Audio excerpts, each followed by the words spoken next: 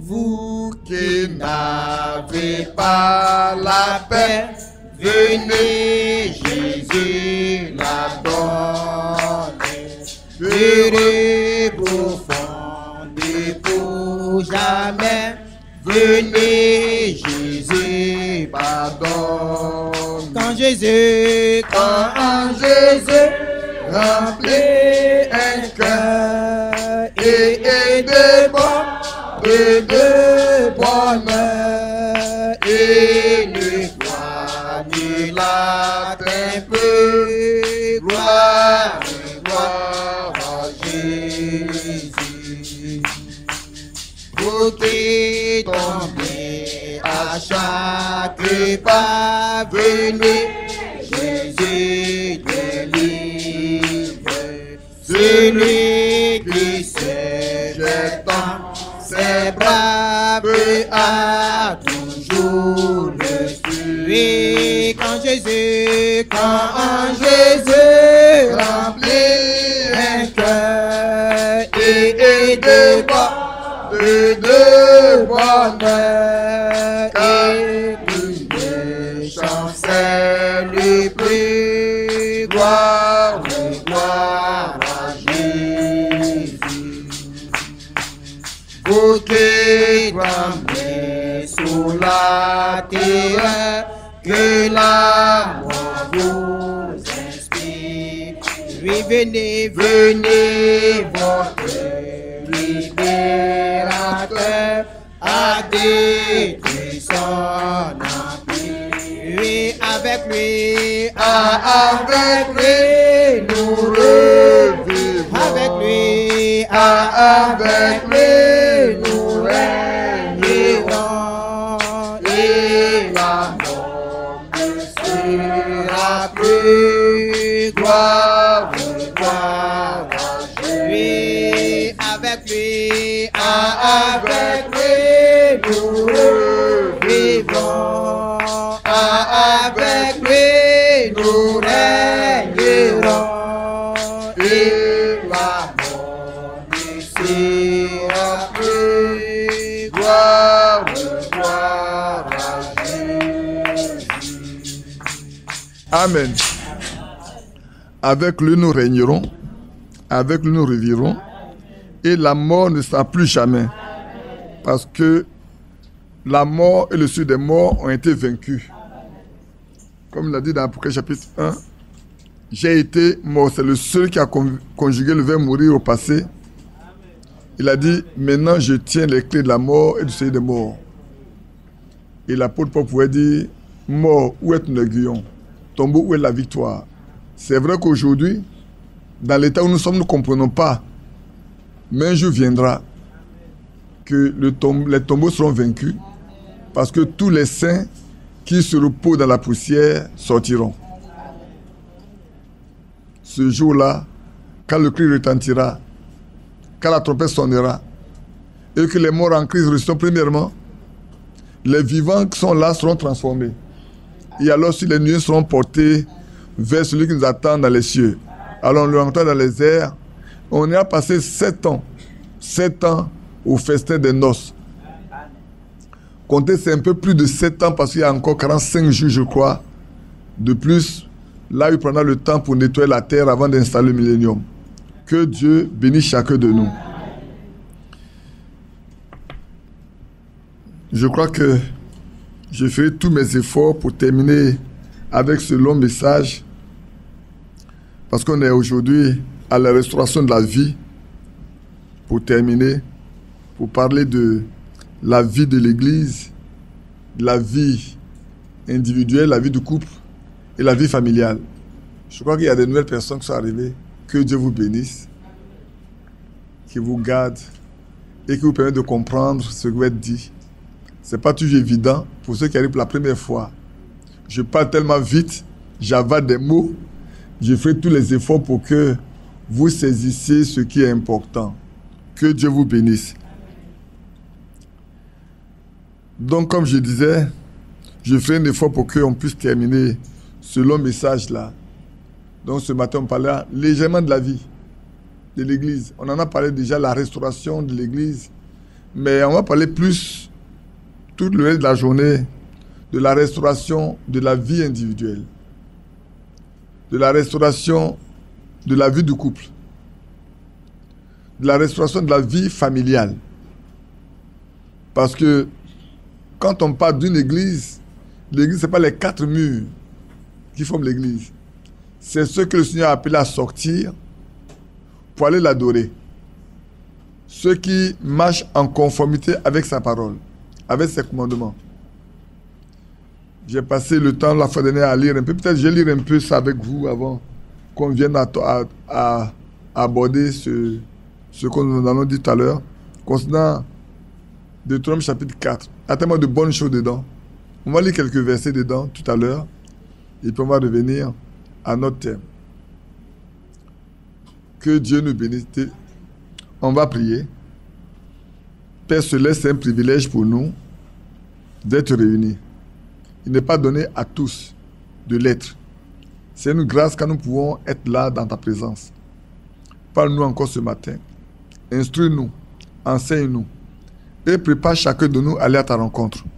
Parce qu'un jour viendra où nous laissons tout ce que c'est terre. Nous abandonnons tout pour aller.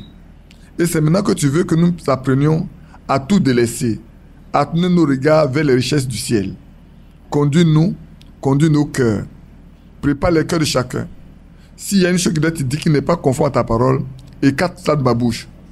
Mais que seul ce qui est vrai, ce qui est pur, ce qui vient de toi, soit donné. Prépare aussi nos cœurs, que nos cœurs soient honnêtes et bons pour les recevoir, afin que nous portons beaucoup de fruits pour ta gloire, au nom de Jésus-Christ. Amen.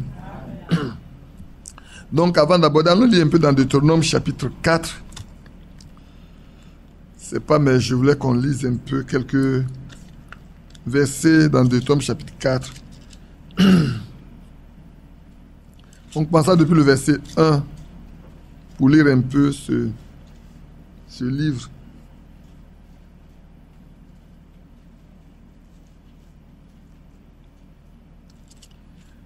Maintenant, Israël écoute les lois et les ordonnances que je vous enseigne. C'est Moïse qui parle.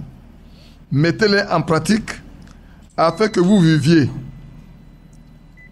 Nous avons le même problème tous les matins, tous les dimanches matins. On va prier. Seigneur, accorde-nous l'électricité, qu'il y ait une stabilité dans cette énergie pour nous donner la possibilité de continuer ce culte tranquillement et paisiblement jusqu'à la fin. Au nom de Jésus-Christ. Amen. Donc maintenant, Israël écoute les lois et les ordonnances que je vous enseigne. Mettez-les en pratique afin que vous viviez et que vous rentriez en possession du pays que vous donne l'Éternel, le Dieu de vos pères. Vous n'ajouterez rien à ce que je vous prescris et vous n'en retrancherez rien, mais vous observerez les commandements de l'Éternel, votre Dieu, tels que je vous les prescris. Vos yeux ont vu ce que l'Éternel a fait à l'occasion de Baal-Péor. L'Éternel, ton Dieu, a détruit du milieu de toi tous ceux qui étaient allés après Baal-Péor. Et vous, qui vous êtes attachés à l'Éternel, votre Dieu, vous êtes aujourd'hui tous vivants. Voici, je vous ai enseigné des lois et des ordonnances, comme l'Éternel, mon Dieu, me l'a donné, me l'a commandé, afin que vous les mettiez en pratique dans le pays dont vous allez rentrer, prendre possession. Vous les observerez et vous les mettrez en pratique, car ce sera là votre sagesse et votre intelligence aux yeux des peuples, qui entendront parler de toutes ces lois et qui diront: cette grande nation est un peuple absolument sage et intelligent. Qu'elle est en effet la grande nation, qui est des dieux aussi proches que l'Éternel notre Dieu l'est de nous, toutes les fois que nous l'invoquons. Et quelle est la grande nation qui est des lois et des ordonnances justes, comme toutes ces lois que je vous présente aujourd'hui. Seulement, prends garde à toi et veille attentivement sur ton âme tous les jours de ta vie, de peur que tu n'oublies les choses que tes yeux ont vues et qu'elles ne sortent de ton cœur Enseigne-les à tes enfants et aux enfants de tes enfants. Amen.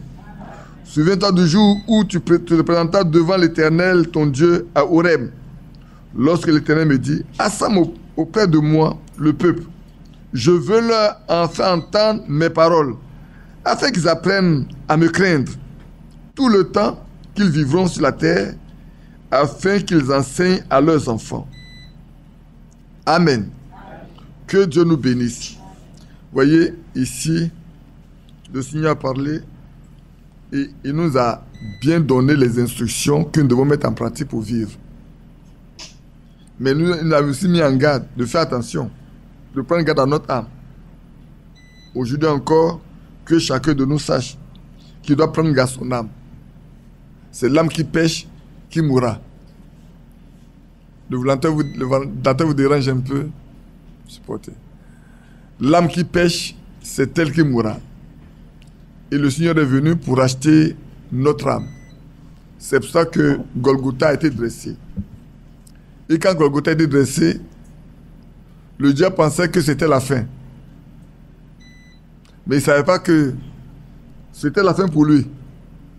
Il pensait que plus jamais celui qu'on attendait viendra. Or, dans Genèse 3, il est écrit que c'est là où il va écraser la tête du serpent. Alors il va le mordre son talon. Et là, le serpent a été complètement écrasé. Et c'est pour ça qu'on peut avoir la victoire sur les maladies. Et quand il est ressuscité, il n'a pas gardé tous les bénéfices de la résurrection pour lui. Il les a partagés avec nous.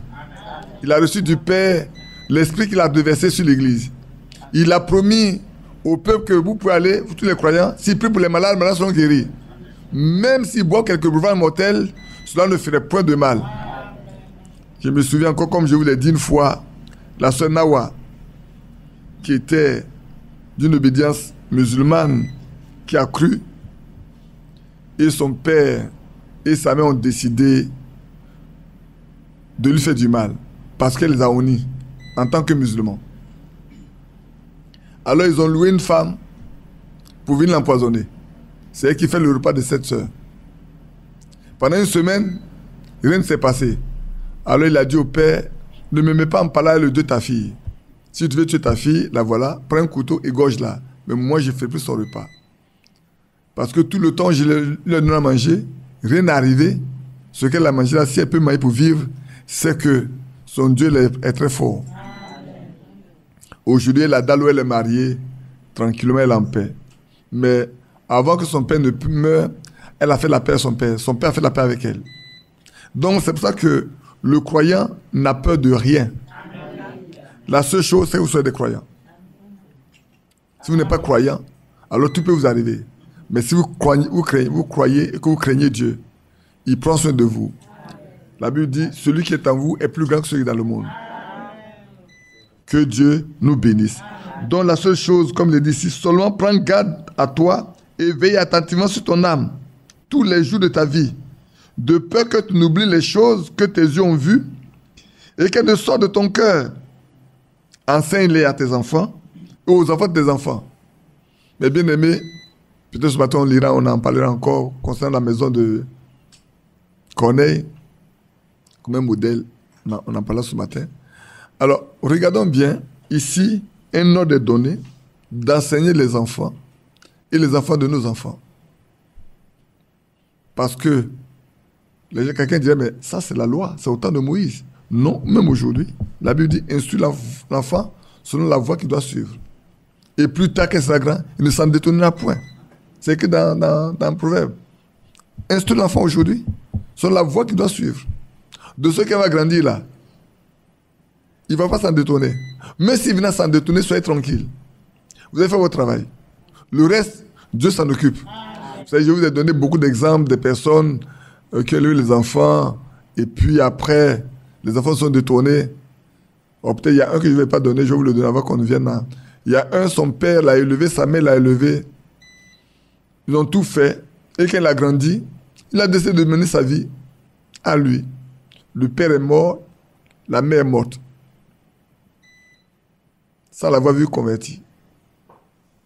Et puis il a vécu. Il a vécu sa vie. Et puis un jour, il connaissait bien l'église. Ça peut former les enfants. Là où partez, vous faites vos cultes. Hein. Amenez les enfants là où vous faites votre culte. L'enfant connaissait là où le papa et la maman partaient. Et puis ce matin-là, il s'est levé. Il allait à l'église. Il allait s'asseoir. Il a écouté pendant tout le temps. Après, le curé a dit aux serviteurs, il veut les voir. Ils étaient fort surpris de voir cet enfant vienne pour les voir aujourd'hui. C'est un enfant qui est parti depuis des années. Son père et sa mère sont partis dans la gloire. Lui, c'est pas l'église qui l'intéressait. Ils l'ont reçu.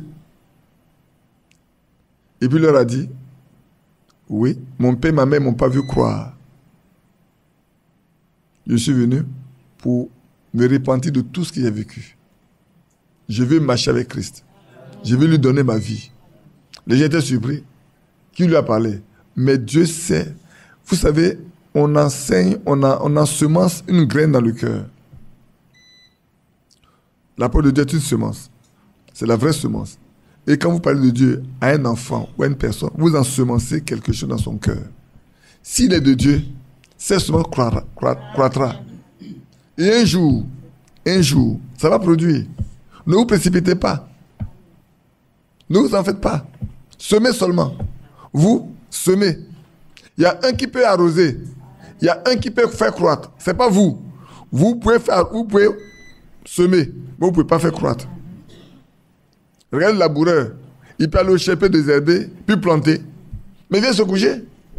Comment est-ce que le grain va germer? Il ne sait pas. Dieu qui sait, il envoie la pluie au bon moment, il envoie le soleil au bon moment, la pluie au bon moment, et puis un jour vous arrivez là, il y a des bourgeons qui sortent là, un peu de pousse.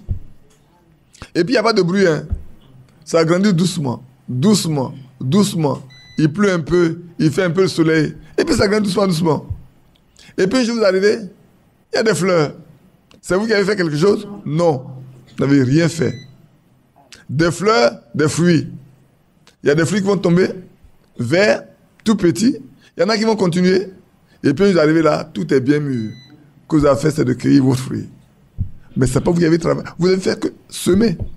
Mais celui qui a fait pousser, c'est Dieu. C'est lui qui l'a arrosé, c'est lui qui a fait pousser, a fait grandir. Souvenez-vous de la veille d'Aaron, dans la présence du Seigneur, un bâton sec qu'on conteste cette nuit-là.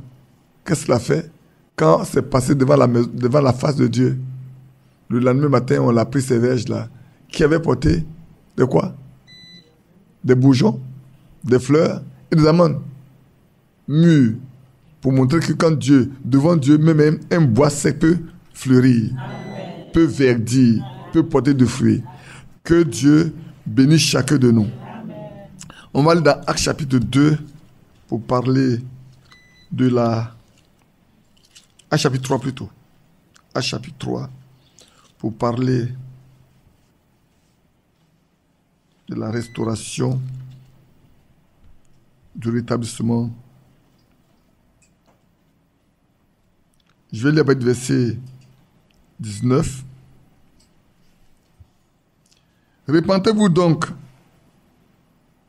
et convertissez-vous pour que vos péchés soient effacés, afin que des tas de rafraîchissements viennent de la part du Seigneur et qu'il envoie celui qui vous a été destiné, Jésus-Christ, que le ciel doit recevoir jusqu'au temps du rétablissement de toutes choses, dont Dieu a parlé anciennement par la bouche de ses saints prophètes d'autrefois.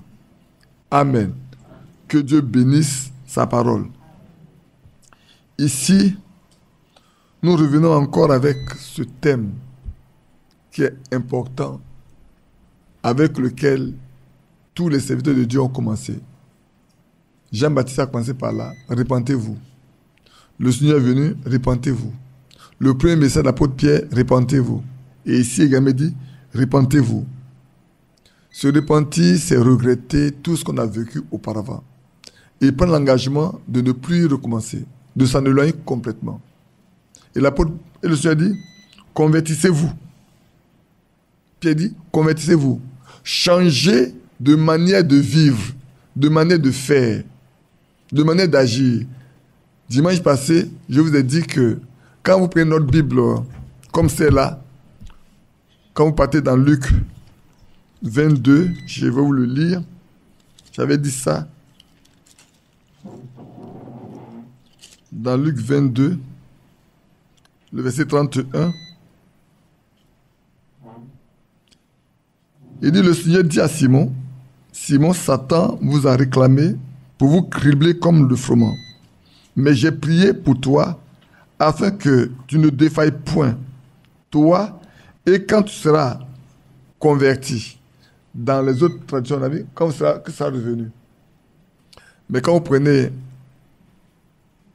Synodal, Saint-Martin, Orséval et le roi Jacques, on dit quand tu seras converti. Oui, regarde l'apôtre Pierre. Il était avec le Seigneur pendant des années, pendant les 3 ans et demi, comme on le dit. Il a été envoyé même pour chasser les démons, pour prier pour les malades. C'est pas vrai? Mais ce jour, cette nuit-là, ce jour, le Seigneur partait à Gethsémani, où il va aller chez Caïphe, où il va passer dans les mains de Pilate et aller à la croix. Quand il a réuni ses disciples, quand vous regardez à votre verset 28, vous allez voir. Il dit, vous êtes tous ceux qui avez persévéré avec moi dans mes épreuves. C'est pourquoi je dispose du royaume en votre faveur, comme mon Père en a disposé à ma faveur, afin que vous mangez, buviez à ma table dans mon royaume, et que vous soyez assis sur des trônes pour juger les 12 tribus d'Israël. Alléluia. Dès qu'il a fait cette promesse-là, il leur a dit, je dispose tout pour vous. Pourquoi? Parce que vous avez souffert avec moi. Vous avez porté mon fardeau. Dès qu'il finit ça, il s'adresse à un en particulier. Parce que le Seigneur connaît chacun de nous. Amen. Nous qui sommes ici, là, il nous connaît tous. Hein. Nos pensées, nos désirs, nos problèmes, nos fardeaux dans le cœur, il le sait. Et regarde Pierre, il dit, Simon, Satan vous a réclamé pour vous cribler comme le froment. Vous allez voir la suite. Mais j'ai prié pour toi, afin que ta foi ne défaille point. Et toi, quand tu seras converti, affermis tes frères. Et l'apôtre Pierre va répondre, Seigneur, lui dit Pierre, je suis prêt à aller avec toi, et en prison, et à la mort. Et je lui dis, Pierre, je te le dis, le coq ne chantera pas aujourd'hui que tu n'aies régné 3 fois que de me connaître. Tu me régneras. Avant que le coq ne chante 3 fois, toi, tu me dis, tu ne me connais pas. Il leur dit encore, quand je vous ai envoyé sans bourse, sans sac et sans souliers, avez-vous manqué de quelque chose? Il répondit, de rien. Il leur dit, maintenant, au contraire, que celui qui a une bourse la prenne, que celui qui a un sac le prenne également, et que celui qui n'a point d'épée vende son vêtement et en achète une. La guerre arrive. Ça, c'est la vie des croyants. Quiconque veut croire, il doit s'attendre à souffrir. Sachez-le. Quiconque veut croire doit s'attendre à payer le prix. La Bible dit celui qui vit pieusement, ça quoi? Sera persécuté. Et je lisais cette semaine-là, quelque chose dit, vous savez, il y avait le frère Neville, frère Branham, les autres qui ont fait un accident. Eux tous. Lui, son fusil a failli lui sauter la tête. Neville est rentré dans un poteau. Je crois qu'il y a un autre qui est rentré aussi dans un poteau. Ils sont 3-4 comme ça qui ont fait des accidents. Et puis il a dit, vous voyez, les gens ont dit, c'est parce que vous avez péché que ça vous arrive. Mais en réalité, vous n'avez pas péché. Mais parce que Dieu l'a voulu pour vous. Amen. Mais quand c'est comme ça, priez pour les personnes qui vous accusent. Amen. Trouvez l'occasion de les aimer, de prier pour eux. C'est le diable qui les utilise contre vous. Mais vous, trouvez l'occasion de prier pour ceux qui vous accusent parce qu'ils sont utilisés par l'ennemi. Ainsi, frère, le croyant est appelé à souffrir, à payer le prix. Et ici, c'est ce qui arrive. Donc ici, pour revenir, Pierre avait besoin d'être converti pour pouvoir fermer les autres. Et le Seigneur sait, Pourquoi? Parce que Marc 16, il lui a donné la clé du royaume. C'est faux? Il lui a donné la clé du royaume. Il va l'ouvrir à la Pentecôte. Il va l'ouvrir chez Corneille. Les circoncis vont avoir accès au salut. Les païens vont avoir accès au salut. Parce que Pierre avait la clé. Mais ce Pierre-là, il lui a dit, prends garde à ce qui va t'arriver. Frère, toutes les personnes à qui sont consacrés par Dieu pour une chose, ils ont des problèmes. Ils en ont toujours. Parce que l'ennemi ne va pas les laisser tranquilles. Et ici, la question fondamentale, c'est que chacun de vous, vous devez être converti. Sans la conversion, on n'ira nulle part. Nulle part.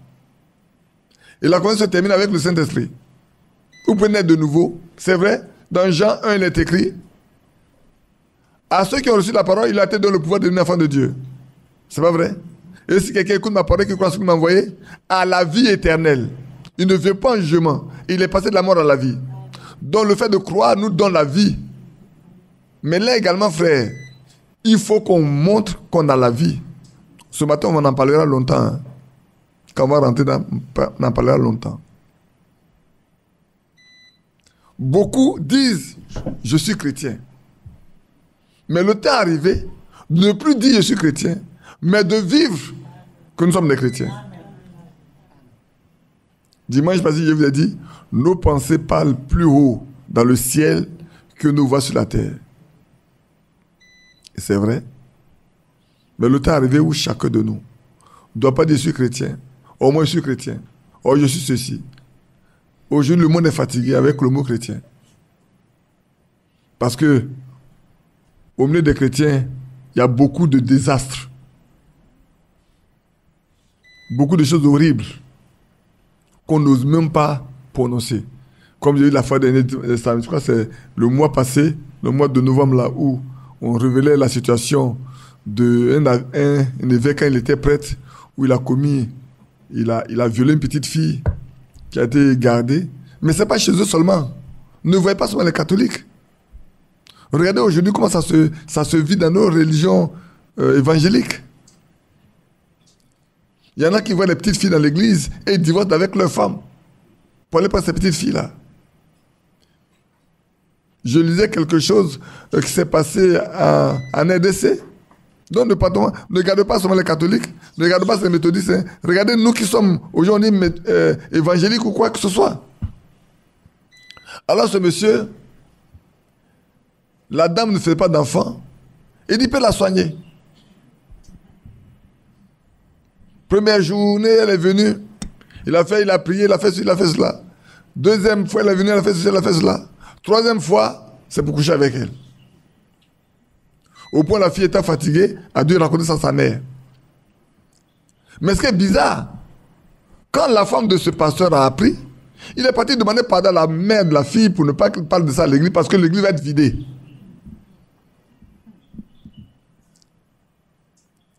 N'en parle pas parce que l'église va être vidée. Donc,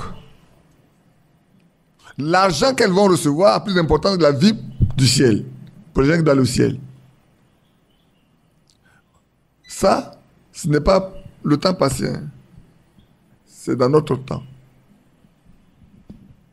C'est pour ça que la conversion est importante à tous les niveaux. D'abord au niveau de ceux qui sont censés annoncer l'évangile. Qu'ils aient une vie qui soit des modèles, qui soient comme Christ. Et ça, c'est important aujourd'hui. C'est pour ça que l'apôtre Pierre dit, convertissez-vous. Lui-même, lui a été d'être converti d'abord. S'il est converti, alors il peut affermir les autres. S'il n'est pas converti, comment tu peux aider quelqu'un? Tu ne peux pas donner de l'argent que tu n'as pas à quelqu'un. C'est pour ça que quand il était avec cet estropié, il a dit, je n'ai ni or ni argent, mais ce que j'ai, je le donne. Parce qu'il a ça. Il dit alors, lève-toi et marche au nom de Jésus. Il a pris la main, il s'est levé, il a marché. Pourquoi? Parce qu'il avait la possibilité de le faire marcher. Il avait la foi nécessaire pour y arriver. Aujourd'hui, frère, si on n'est pas converti, on ne peut pas mener quelqu'un à la conversion. Quelqu'un qui n'est pas saint ne peut pas mener quelqu'un dans la sainteté. Donc, on va parler d'abord un peu du rétablissement de l'Église. Et puis, on continue comme la fois dernière, je vous l'ai lu. Je vais lire encore ce texte-là de Frère Franck. Je vous le lis.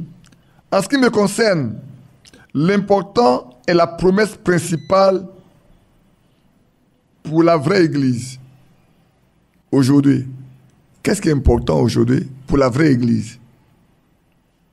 Ce qui est important pour la vraie Église est celle-ci. Le message, parole qui précède encore la seconde venue de Christ. La chose qui est importante, c'est que le message doit précéder la seconde venue de Christ. Ce n'est pas les murs qui doivent préparer, c'est des humains. C'est vrai que le message a été apporté à des hommes, à des femmes. Frère, c'est important. Et il continue, afin que dans la vie personnelle de chaque croyant et aussi la vie spirituelle de l'Église, tout soit ramené dans l'ordre divin devant Dieu. Nous tous, notre vie doit être ramenée dans l'ordre divin devant Dieu. Nous devons marcher comme les apôtres ont marché. On pourrait même dire être comme les prophètes d'autrefois ont marché. Parce que nous avons été fondés sur l'enseignement des prophètes et des apôtres. Des prophètes. Christ était la pierre angulaire. Donc, les prophètes d'autrefois, comme les prophètes de maintenant, nous devons savoir comment ils ont vécu devant Dieu. Prenez Élie, prenez Moïse, prenez Élisée, prenez Michée. Comment ils ont vécu devant Dieu. Et les apôtres et toutes les femmes qui ont fait profession de servir le Seigneur autrefois. Donc, bien-aimés, aujourd'hui, pour chacun de nous, je vais insister. Vous avez déjà parlé de l'Église, on a parlé des ministères, on a parlé des anciens, comment ça doit se passer. C'est ça, non? Bon, vous qui êtes en ligne, je vous salue. Je vous ai oublié. Que Dieu vous bénisse. Alors, j'étais fort surpris de voir des personnes qui nous suivent. Il y a un frère avec qui j'ai parlé en mars 2022, et puis après on ne sait plus. Et mais dimanche passé, quand on a fait le culte, il a suivi toute la journée. Et il m'a écrit. J'étais fort surpris. Et puis on a échangé. Mais je voulais encore profiter pour le dire, frère, servez Dieu. Marchez avec le Seigneur. Je ne vous conseille pas de rester chez vous à la maison. Tout fils de Dieu doit être conduit par l'Esprit de Dieu. Toute fille de Dieu doit être conduite par l'Esprit de Dieu. Si pendant 2 ans, 3 ans, vous n'obtenez pas de réponse à vos prières, vous devez vous remettre en cause vous-même. Un croyant qui, pour sa vie, dit qu'il demande une chose au Seigneur et c'est silence radio, il doit s'arrêter. Il doit s'arrêter. C'est qu'il connaît la réponse, mais il ne veut pas la. Hier, l'une de mes filles me dit, papa, on prie pour que tu reviennes. Je dis, mais si j'étais dans le faux, est-ce que vous allez prier pour que je vienne? Si c'était un démon, allez-vous prier pour qu'un démon vienne pour vous troubler? Si c'était un méchant, allez-vous prier pour qu'un méchant vienne vous frapper? Si vous avez quelque chose de bon à moi, ça peut vous demander que je vienne. Alors venez là où je suis. On ne peut pas demander à un méchant d'aller parmi les saints. Il faut parmi les justes. Non. Que Dieu les aide. Mais moi, je les encourage à ne pas rester à la maison. Prenez une décision. Marchez. Et la décision que vous allez prendre là va déterminer là où vous allez passer l'éternité. Donc ici, l'apôtre Pierre nous dit clairement, à cela, soyez convertis. Parce qu'à lui aussi, le Seigneur a dit d'être converti. J'insiste d'abord avant de venir. Parce que c'est la base de la foi. Je vous ai dit, tous les problèmes qui existent dans les foyers, dans les églises, entre les hommes, c'est un problème de conversion. Quand les gens sont convertis, ils vont tous se disputer. Mais ceux qui ont le même esprit ne peuvent pas se disputer. Il n'y a que l'humilité qui arrête les rapports. Seule l'humilité qui arrête les rapports. Celui qui est converti, il va être humble. Il va marcher avec Dieu. Il va s'humilier devant les situations. Mais quand l'orgueil prend le dessus plutôt, mais c'est qu'on n'est pas converti. Quand on peut dire, qu'est-ce que les gens vont dire? Quand un frère dit, qu'est-ce que les gens vont dire? Qu'est-ce qu'un homme va dire? Frère, êtes-vous prêt à supporter ce que quelqu'un va dire ou bien de marcher avec Christ? Moi, je préfère ne pas écouter ce que les gens vont dire et de plaire à Dieu.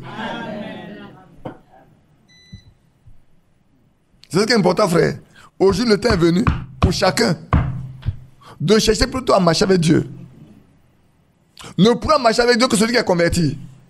Celui qui n'est pas converti, il va faire la religion. Pensant être sur la voie du ciel, alors qu'il est sur la grande voie qui mène en enfer. Et c'est difficile, frère, de ramener l'orgueilleux à la foi si Dieu ne vient pas à son secours. Et l'apôtre Pierre dit, convertissez-vous pour que le Seigneur vous amène un temps de rafraîchissement. S'il n'est pas converti, ne nous attendons pas à voir le Saint-Esprit. D'abord, c'est lui qui achève la conversion. Il ne peut pas avoir un temps de paix. Dans l'attente que Christ vienne. Mais avant que Christ ne vienne, il faut que tout soit rétabli. Pourquoi? Comme on l'a dit dès le départ, frère, la religion, vous savez, l'Église catholique a dominé pendant 1000 ans. Et toutes les doctrines prêchées par les apôtres ont disparu. Mais Dieu qui nous aime a voulu que la réforme soit. Et progressivement, on est passé par le juste vivant par la foi. Pour en arriver à la sanctification. Les gens ont dit, mais avant, les croyants vivaient de sanctification, ils vivaient de sainteté. Parce que sans la sainteté, personne ne verra le Seigneur. Il a dit, comme je vis, vous vivrez. Et je suis saint, vous serez saints. Amen. Et une chose qui est importante, je vais vous le lire tout de suite. Allons dans Jean 17. Allons dans Jean chapitre 17.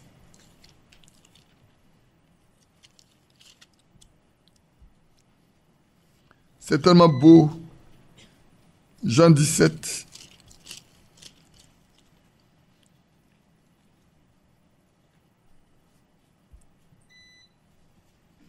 Je lis le verset 17. Sanctifie-les par ta vérité, ta parole est la vérité. Comme tu m'as envoyé dans le monde, je les ai aussi envoyés dans le monde. Et je me sanctifie moi-même pour eux, afin qu'eux aussi soient sanctifiés par la vérité. Écoutez le verset 20. Ce n'est pas pour eux seulement que je prie, mais encore pour tous ceux qui croiraient en moi par leur parole. Frère, écoutez bien une chose. Le Seigneur s'est sanctifié pour les disciples. Pour les amener à la sainteté, lui-même, il s'est sanctifié pour eux. Il dit, je me sanctifie pour eux. Et il termine en disant, je me sanctifie pour eux, afin qu'eux aussi soient sanctifiés par la vérité. Donc c'est la vérité qui sanctifie.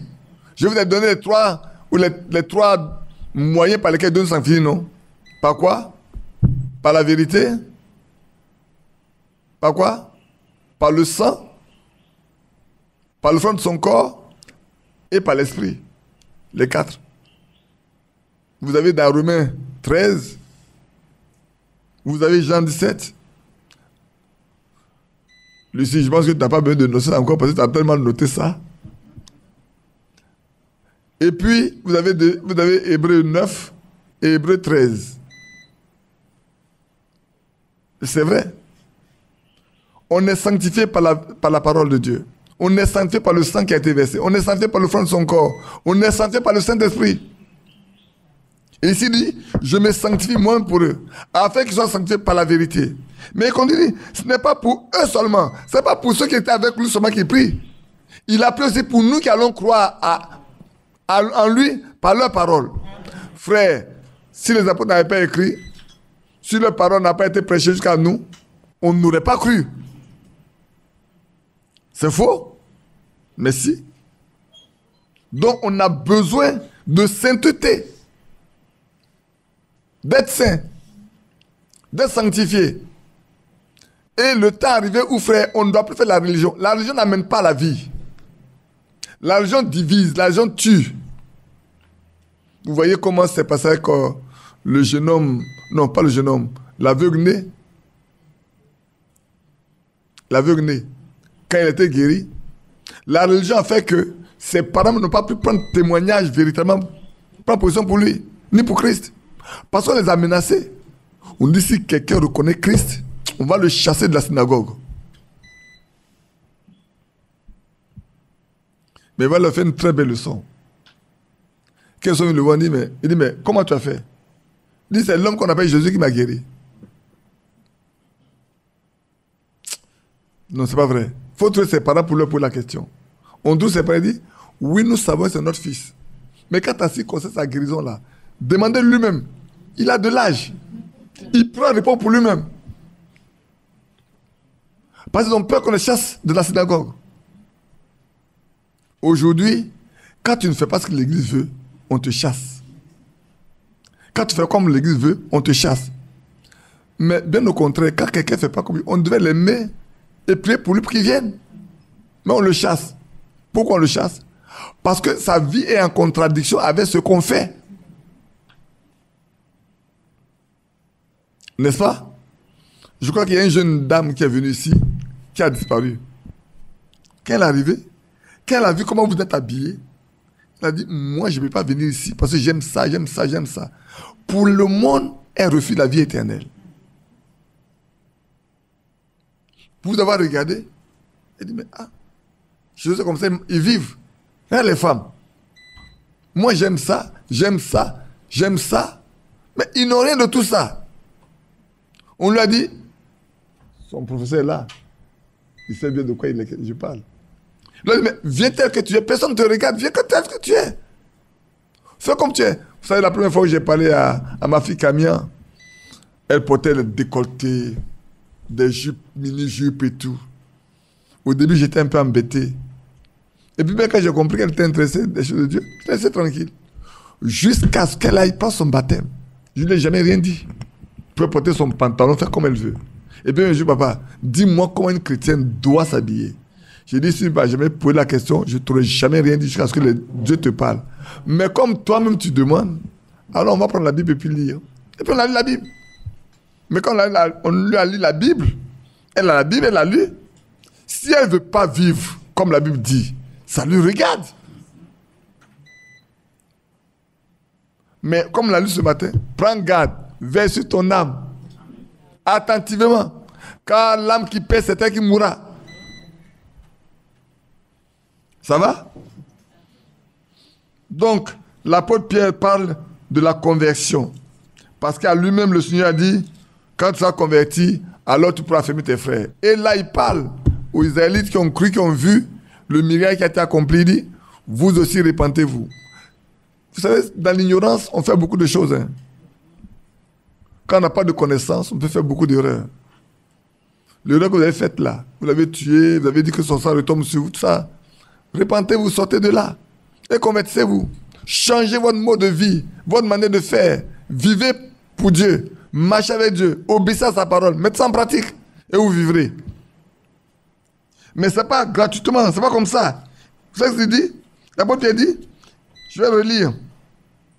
Repentez-vous. Donc, et convertissez-vous pour que vos péchés soient effacés. Frère, repentez-vous et convertissez pour que vos péchés soient effacés. Autrement, vos péchés vont demeurer sur votre tête. Aujourd'hui encore, c'est valable pour nous. Hein. Si on ne se répand pas des œuvres qu'on a commises auparavant, des actes qu'on a commis, et qu'on ne choisit pas de changer de route, mais le péché va demeurer. Mais si on décide de marcher avec le Seigneur, alors son sang nous purifie de tout péché. C'est qu'on croit en lui. Seul celui qui accepte de croire peut accepter de mettre aussi sa vie en ordre avec Dieu. Il dit, vos péchés soient effacés, afin que des tas de rafraîchissement viennent de la part du Seigneur, non pas d'une religion, non pas d'un pasteur, non pas d'un prophète, non pas d'un docteur, mais de la part du Seigneur. Le temps de rafraîchissement vient de la part de Dieu. C'est lui qui l'envoie. Aucun prêtre, aucun pasteur, aucun évangéliste, docteur, apôtre ne peut le faire. Même le pape ne peut pas le faire. C'est le seul qui peut le faire. Si ça ne vient pas de lui, de sa part, on ne peut pas l'avoir.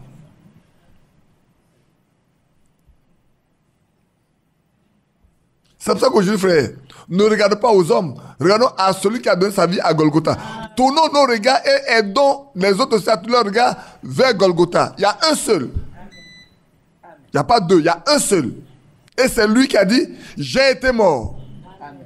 Je vis au siècle des siècles. Désormais, j'ai la clé de celui des morts et j'ai la clé de la mort. Je peux dire, toi, tu ne mourras pas, tu ne mourras jamais. Je dis, toi, tu mourras, demain, tu vas mourir. Et même si tu meurs, que je dis, tu vas vivre, tu vivras. Lui seul peut le faire. Lui seul. Aucun autre ne peut le faire. Aucun autre ne peut.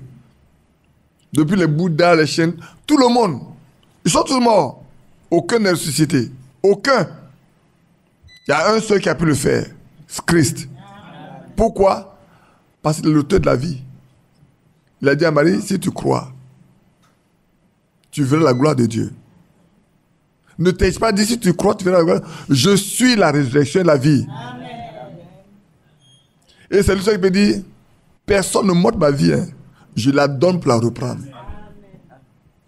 Détruisez ce temple. Et en 3 jours, je le reverrai. 3 jours. Et quand il était à la croix, pour dire, c'est pas lui qui a dit, il va détruire le temple là. Le temple qu'on a mis 40 ans pour construire là. Il dit en 3 jours. Ils n'ont pas compris ce qu'il a dit. Maintenant, il n'a qu'à descendre la croix, on va croire en lui.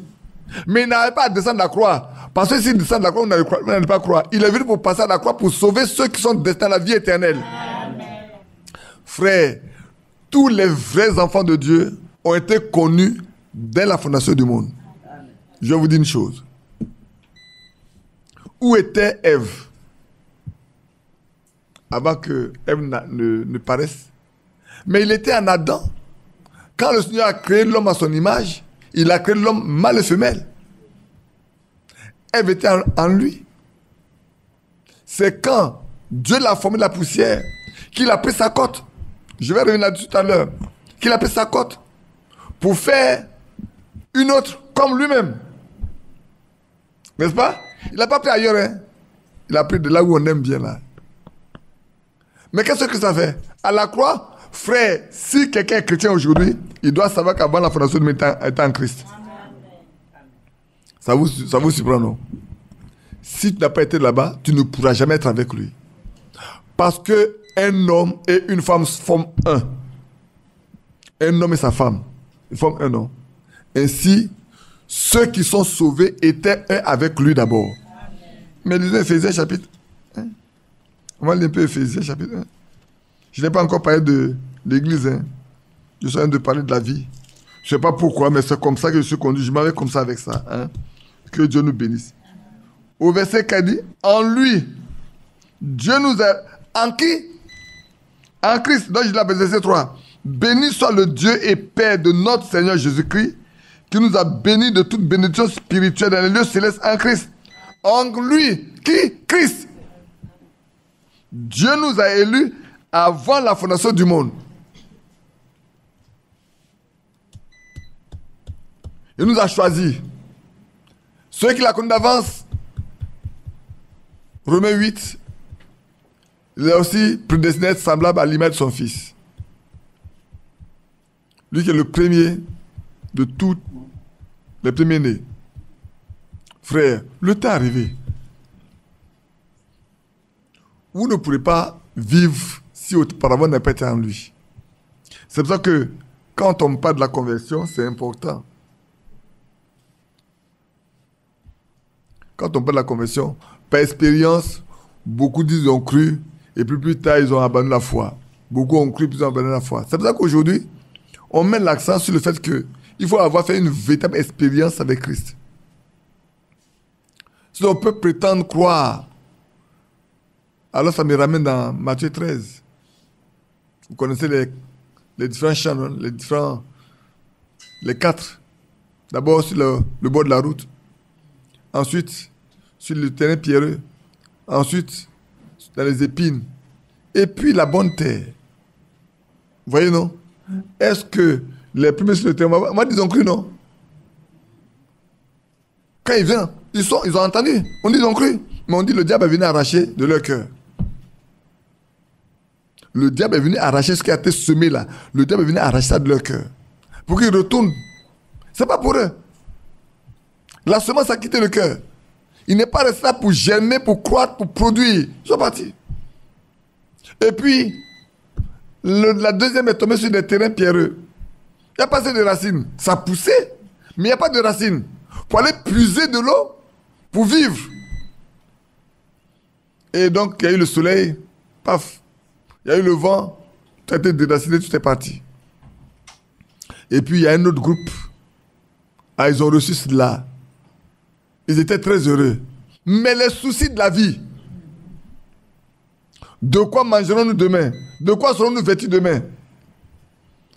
Je crois qu'il y a quelqu'un qui disait, ah oui, c'est le petit, notre jeune frère, Yeri Joël, dont j'ai parlé dimanche passé avec le pasteur Assemblée de Dieu, qui l'appelle, qui lui dit, toi, tu es un chrétien, nous, on est religieux. Et à cause du pain et d'une maison, il connaît la vérité, mais il ne veut pas prendre position pour la vérité. Les soucis de la vie. Qu'est-ce que je mangerai demain? Comment vivrai-je demain? Alors le petit lui a dit, moi, je préfère vivre pauvre, misérable, et puis hériter le royaume des cieux, que de chercher beaucoup d'argent. Les prêtres m'ont prouvé beaucoup d'argent, aller faire ceci, homme de travail. J'ai dit, je ne veux pas. Depuis que j'ai pris mon baptême, je me sens tellement bien que je vais marcher ainsi pour aller au ciel. Frères et sœurs, le temps est arrivé où chacun doit faire un choix. Et votre destinée dépend du choix que vous faites. Vous décidez de marcher uniquement avec lui, vous irez au ciel. Vous décidez de marcher comme tous les autres, et puis vous allez marcher sur le chemin large et spacieux qui mène à la mort. Afin que les temps de réflexion viennent, que le ciel doit recevoir jusqu'au jour, Jésus-Christ, hein, Jésus-Christ que le ciel doit recevoir jusqu'au jour où les choses vont être rétablies complètement. Dans l'église, comme je disais tout à l'heure, les choses qui ont été détruites doivent être recomposées, remises en ordre. Dans les foyers, dans la vie individuelle, frères et sœurs, on va revenir tout à l'heure, dans la vie de foyer, tout doit être conforme à la Bible. Le temps est arrivé où chacun doit savoir que dans nos foyers, dans nos couples, pas avec les enfants, tout doit être conforme. Aucune partie de notre vie n'a échappé au contrôle de Dieu. Tout a intéressé Dieu. Au point il est écrit. Revenez un peu avec l'église, après avoir parlé des ministères et des anciens. Revenez un peu, on va lire dans 1 Corinthiens chapitre 12. Pour gagner un peu de temps. Parce qu'il y en a qui sont en ligne qui écoutent.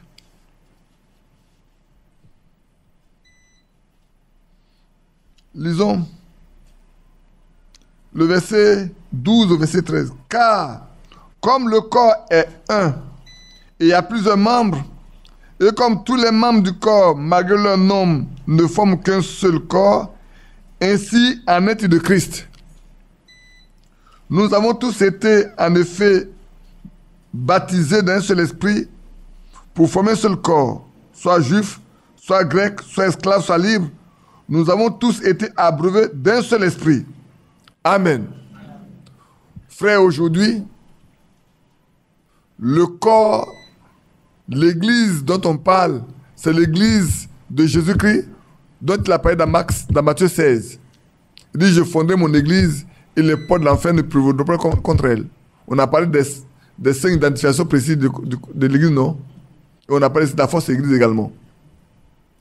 Aujourd'hui, ce qu'il faut, cette église-là de Christ doit revenir au commencement. Comment a été l'église au temps des apôtres? Parce qu'aujourd'hui, on a des petites assemblées partout. Eux, on pense que ces assemblées-là sont de Christ. C'est faux. Tous ne sont pas de Christ.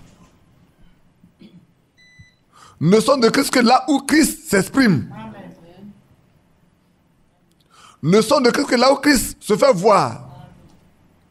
Ne sont de Christ que là où Christ, on l'entend, on le voit. Frère, c'est pour ça que toutes les églises sont mortes aujourd'hui. Pourquoi? Parce que Christ ne se manifeste plus nulle part. Et ne se manifeste nulle part parce que sa parole n'est prêchée nulle part.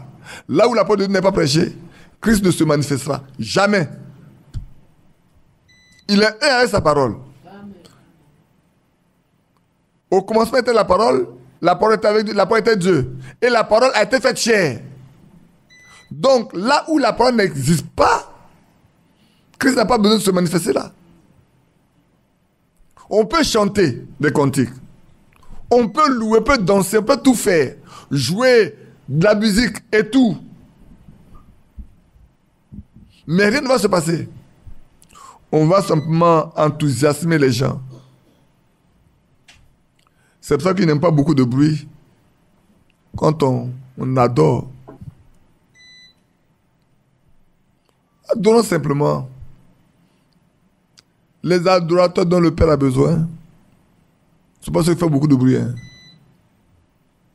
Ce sont pas ceux qui savent danser. Ce sont ceux qui l'adorent en esprit et en vérité. Or, comment peux-tu adorer en esprit quand tu n'as pas l'esprit? Comment peux-tu adorer en vérité quand tu n'as pas la vérité? Quand tu n'as pas la vérité, tu ne peux pas adorer Dieu. Parce que c'est de cela que Dieu a besoin aujourd'hui. Et donc l'église du Dieu vivant doit être composée des hommes et des femmes qui adorent Dieu en esprit et en vérité. Et c'est pour ça qu'ici dit, ils forment un seul corps. Mais ils ont tous eu le même esprit. Ils ont le même esprit. C'est pour ça que à l'ancien, au Nouveau Testament, au niveau de la première église, quand l'église est née, on dit qu'ils étaient un cœur et une âme.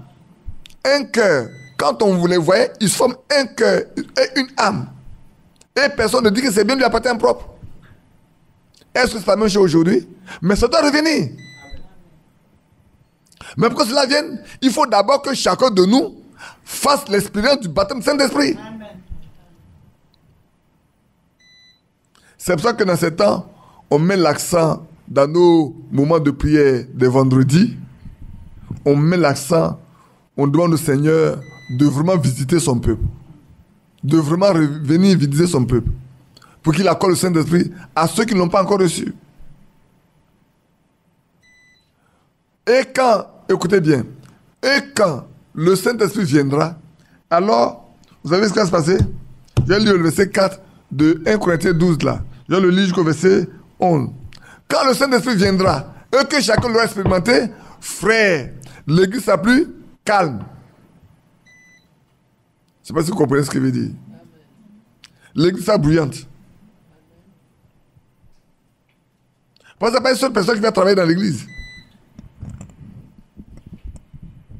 Tous les membres de l'église, tous les membres du corps de Christ ont un travail à faire. Tous les membres, hommes comme femmes, ils ont un travail à faire. Dieu a réparti, il a donné les ministères, les 5 ministères aux hommes, mais les 9 dons de l'esprit, ça appartient à tout le monde, hommes comme femmes. Alors voilà, il y a diversité de dons, mais le même esprit, esprit avec grand E. Diversité de ministères, mais le même Seigneur. Diversité d'opérations, mais le même Dieu qui opère tout en tous. Or, à chacun, la manifestation de l'esprit est donnée pour l'utilité commune. À chacun. Donc, mon frère, ma soeur, chacun de nous, Dieu a certainement décidé quelque chose. C'est pas, j'ai dit, il y en a qui ont des dons, mais ils ont peur de manifester leurs dons. Gardez ça pour vous. Le jour où vous posez la question, vous allez répondre. Si moi je refusais de prêcher, vous allez venir ici. Ah, d'accord. En effet, à l'un est donné par l'esprit une parole de sagesse. À un autre, une parole de connaissance, selon le même esprit. À un autre, la foi. Pas la même personne, hein. Par le même esprit. À un autre, le don de guérison. Par le même esprit. À un autre, le don d'opérer les miracles. À un autre, la prophétie. À un autre, le discernement des esprits. À un autre, la diversité des langues. À un autre, l'interprétation des langues. Alléluia. Amen. Un seul et même esprit opère toutes ces choses, les distribuant à chacun en particulier comme il veut. Amen. Mettons-nous en ordre. Église, mettez-vous en ordre avec Dieu. Amen. Pour qu'il vous donne son esprit et qu'il vous mette en service. Le rôle du Saint-Esprit, c'est de vous mettre en service. Pour que l'église vive. Comme Paul disait, si un païen arrive au milieu de vous et que vous révélez le secret de son cœur, ne va-t-il pas craindre? Mais si. Il va dire, ah Dieu au milieu d'eux. Rien ne se cache au milieu d'eux. Cela, il faut faire attention, rien ne se cache au milieu d'eux. Hein. Quand tu arrives là-bas, si tu te parles chercher garçon, on va te dire chercher garçon, tu vas chercher femme, on va te dire chercher femme. Si tu as volé l'argent, hier soir, on va te dire tu as volé l'argent dans ton entreprise. Et c'est vrai. Si tu as frappé ta femme, on va dire tu as frappé ta femme. Comme une fois, il m'est arrivé, un matin, quand je prêchais, ce jour, j'ai décrit des faits qui sont passés la nuit entre un homme et sa femme. Tous les faits dans les moindres détails. Je ne savais rien du tout. Je parlais, mais je m'étais arrêté. Et puis, il a commencé à prendre le cas, je l'ai décrit jusqu'à la fin. Puis après, il a connu mon application.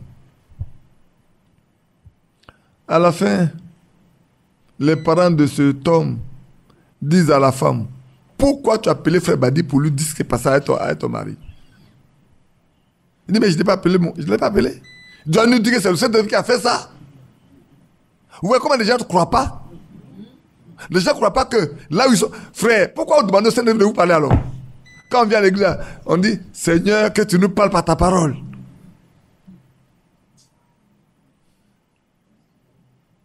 Ah, quand il parle aussi, on ne veut pas accepter. Il dit, mais appelons le frère, on va lui demander s'il l'a appelé. Non, tu ne vas pas nous dire que c'est par le Saint-Esprit qu'il a parlé. Non, non, non. C'est trop flagrant. C'est trop flagrant. Comment il connaît les détails de ce qui s'est passé entre vous? Mais est-ce que l'Esprit de Dieu n'était pas là quand ça arrivait? Frère, écoutez bien, rappelez-vous tout de cette prédication. En sa présence. La fois dernière, je vous ai dit, frères, sœurs, nous devons savoir que nous sommes permanemment dans la présence du divin roi. Tout croyant, même le monde, même le païen, il est toujours dans la présence de Dieu. Sinon, comment ces péchés vont lui être reprochés demain? Dieu le sait. Vous vous souvenez de ce qu'on a dit de Daniel Carey? Ce grand évangéliste qui a gagné beaucoup d'âmes au Seigneur et qui un jour en songe, c'est comme s'il partait et il doit aller dans la cité céleste. Et il arrive devant la porte de la belle. Alors simplement on lui dit, tu ne peux pas rentrer. Il dit, comment il ne peut pas rentrer? Il dit, moi, Daniel Carey, j'ai gagné beaucoup d'âmes au Seigneur. Et il voyait des âmes qu'il a gagnées, il y en a qui rentrent. Il le dépasse, il passe. Là-bas, on ne reconnaît pas quelqu'un. Il n'y a pas de plaidoirie. Ou tu dois rentrer ou tu ne peux pas rentrer. Il voit des gens à qui il a parlé de Dieu, qui sont convertis, qui passent. Mais lui-même qui a prêché là, on lui dit son nom n'est pas dans le livre. On fouille partout, on ne trouve pas son nom. Alors là, il lui dit, on n'a pas le droit de traiter ton cas chez nous ici. Ton cas là, nous ne peut pas traiter ça. Veux-tu comparaître devant le trône blanc? Il dit oui. Je vais comparaître. Comme moi, Daniel Carey, je gagne des âmes. Non, non, non. Je dois comparaître. Il y en a qui disent, j'allais dire au Seigneur 2 mots. Comme s'il peut dire au Seigneur un seul mot même. Alors, on dit voilà, vas-y. Et puis prendre la route. Au fur et à mesure qu'il arrivait, il partait, tout devenait blanc. Blanc, blanc, très blanc, très clair, très limpide, très limpide, très limpide. Et puis là, il est dans un endroit où toute sa vie est devant lui. Et la voix lui dit, Daniel Carey, n'as-tu jamais volé quelque chose à quelqu'un? Il dit si. N'as-tu jamais insulté quelqu'un? Il dit si. N'as-tu jamais méprisé quelqu'un? Il dit si. N'as-tu jamais fâché le grand prédicateur? Si. N'as-tu pas fait ceci? Si. Condamné! C'est fini. Si Christ n'est pas là, la condamnation est définitive. Mais pour les saints, il y a un avocat. Au moment où on condamne Daniel Carey, une petite voix douce et légère passe par derrière et dit, Père, Daniel sur la terre a pris position pour moi. Maintenant, je prends position pour lui.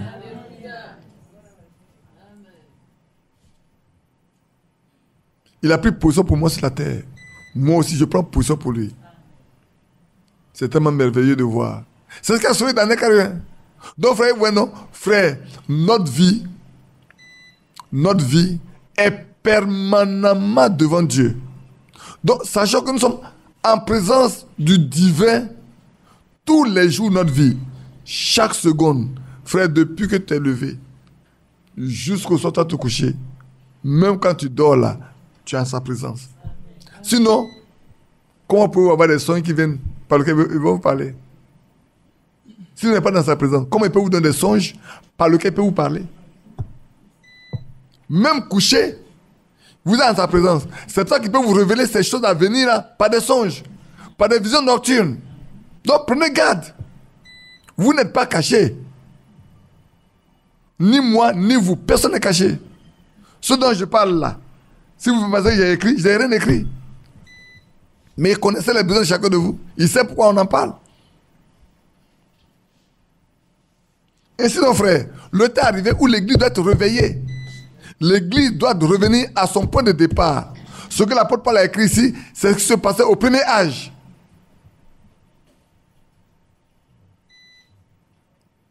Dieu envoyait son ange voir ses serviteurs, les libérer, les affranchir, les délivrer. C'est faux? C'est vrai. Quand Pierre était en prison, qui est parti le sauver? C'est un ange. Quand Paul était dans le bateau en péril, qui est parti le voir? Dieu envoie son ange. Il dit, le Dieu que je sers, ça, Jean-Marie, en Suisse, il aime bien ce passage, il dit, le Dieu que je sers envoie son ange. Frère, bien-aimé, c'est tellement bon. Paul sait qu'il sert un Dieu qui envoie son ange pour le voir. Pour lui dire qu'aucun de ceux-là ne sera perdu. Seul le bateau. C'est vrai. Que Dieu nous aide. Le temps est arrivé, frère, où nous devons être convertis. Et nous devons être remplis de Saint-Esprit. Pour que nous soyons tous au service des uns des autres. L'église doit être réveillée. Le peuple de Dieu doit être réveillé. Mais comment cela arrivera si la parole de vie n'est pas prêchée? Si la vérité n'est pas donnée? Si ceux qui prêchent à eux-mêmes ne connaissent pas la route du Saint-Esprit? Que Dieu nous aide. L'apôtre Paul dit, et je vais revenir là-dessus tout à l'heure, l'apôtre Paul dit, aujourd'hui, frère, notre prédication ne doit pas être fondée sur la sagesse du langage. C'est pour ça que je ne vais même pas parler au passé. J'ai dit à mon Seigneur, il dit, il y a des choses que je ne vais pas dire, je ne vais pas parler au passé. Tu as fait ça avant, tu as fait ça avant, je ne veux pas.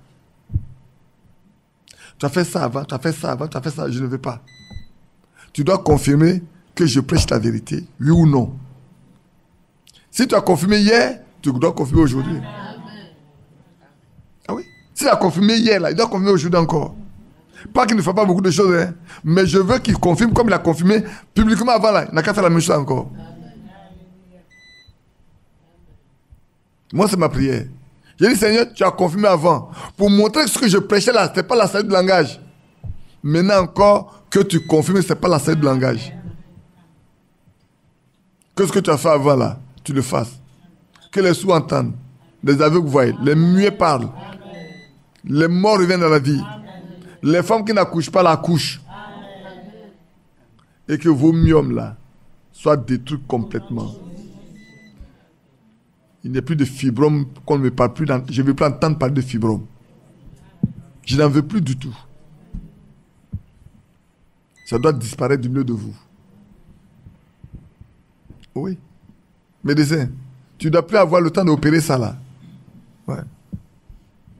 Il y a un qui sait opérer mieux que toi. C'est le grand médecin. Lui qui le paye, il n'y a pas de traces. On ne souffre pas. Quand on se lève le matin, le ventre devient normal. Puis c'est tout.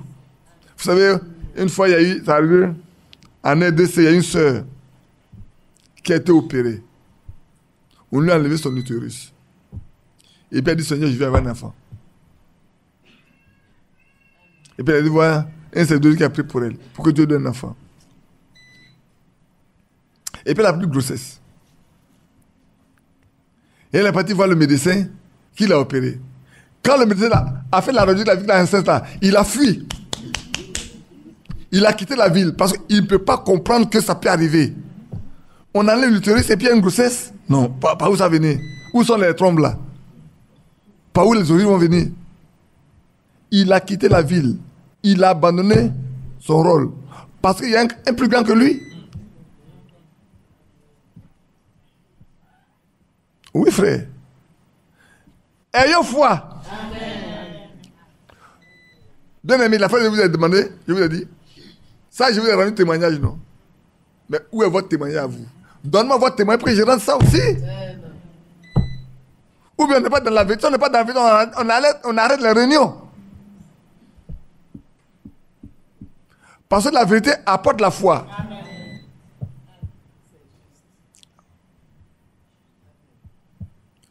Possédez la foi. Hein? Frères, sœurs, ne vous contentez pas de venir nous asseoir. Ayez foi. Le Seigneur a dit, si vous dites une chose que vous croyez que cela arrive et que vous ne doutez pas, vous le verrez s'accomplir. Mais parlez.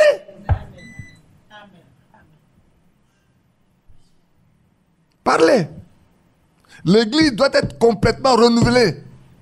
Si on n'y arrive pas, frère, ce que j'ai lu tout à l'heure là, c'est quoi? Afin que la vie personnelle de chaque croyant et aussi la vie spirituelle dans l'église soit ramenée à l'ordre divin devant Dieu. Il y a un ordre afin que Dieu puisse opérer dans son église. Frères et sœurs, le temps est arrivé pour chacun de nous de laisser Dieu agir dans notre vie. Ne nous contentons pas de venir nous asseoir seulement. Soyons des femmes et des hommes consacrés. Amen. Nos femmes, nos sœurs doivent accoucher. Amen. Sinon, où est notre foi? Ça ne sert à rien de tenir les réunions, frère.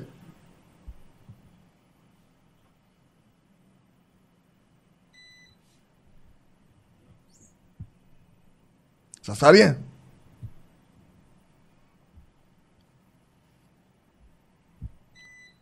Frère, je vais vous poser une question. Si le message n'avait pas été confirmé par les miracles, par des prodiges, par des guérisons, vous croyez que c'est Dieu qui l'a envoyé? Je vous pose la question. Si Dieu n'a pas fait des miracles pour confirmer le message là, en faisant des grandes choses, est-ce que vous allez croire que ça c'est vrai? On sait toujours rester dans notre religion. Hein? Si on est sorti de là, c'est parce qu'on a vu que Dieu est dedans. Est-ce que ce Dieu est mort? Non. Il a abandonné? Non. L'enlèvement a eu lieu? Non. Donc aussi longtemps l'enlèvement n'a pas encore lieu, il doit pouvoir agir comme il a fait autrefois. Amen. Mais Dieu cherche des gens. Dieu cherche des femmes, il cherche des hommes. Par qui il peut opérer. Sinon l'église n'est pas l'église. Ça sert les 4 murs, ça sert des hommes qui viennent comme ça, qui partent. Chaque jour, ils viennent, ils s'asseyent, puis ça vont. Non. Sortons de là, frère. Vous qui m'écoutez en ligne, vous n'avez pas d'église et vous êtes à la maison. Donc vous ne pouvez pas bénéficier de ça. Ça ne vous concerne pas. Sauf ceux qui ne sont pas à Abidjan. Sauf ceux qui ne sont pas à Abidjan. Ceux qui sont à Abidjan, qui restent chez eux, vous n'êtes pas participants de ça. Je vous dis, ça ne vous concerne pas. Et je prierai que ça ne vous concerne pas.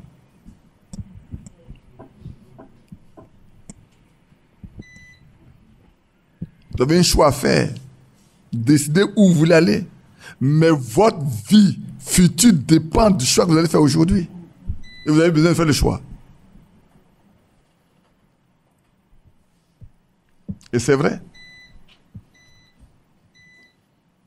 Lisons dans 1 Corinthiens, chapitre 4.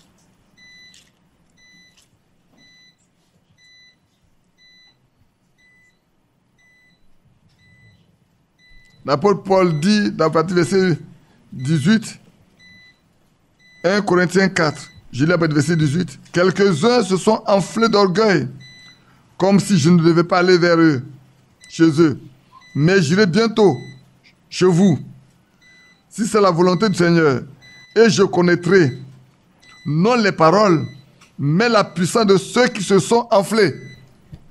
Oh, quel défi! Ça, c'est un grand défi. Hein. Vous ne voyez, c'est un grand défi, l'apôtre Paul a lancé. C'est de deux côtés. Non, je sais pourquoi. Bon, arrête, tout va s'arrêter. Hein.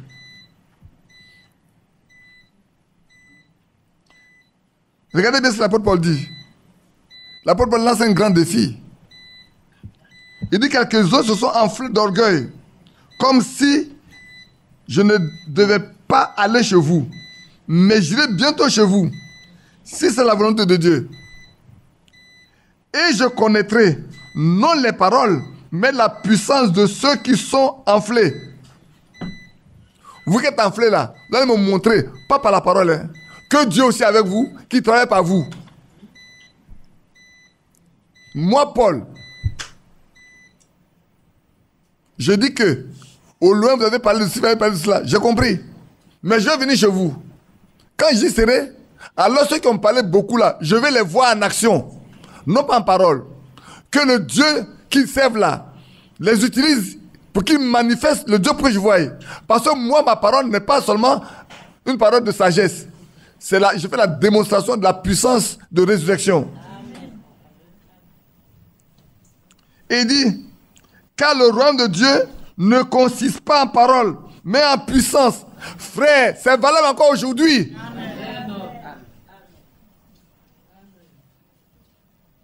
Ne nous contentons pas seulement de ça. 1 Corinthiens 12 doit s'accomplir au milieu de nous.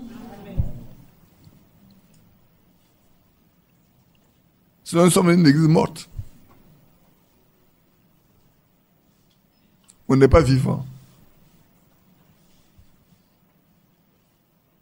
Vous comprenez? Ça vous sied?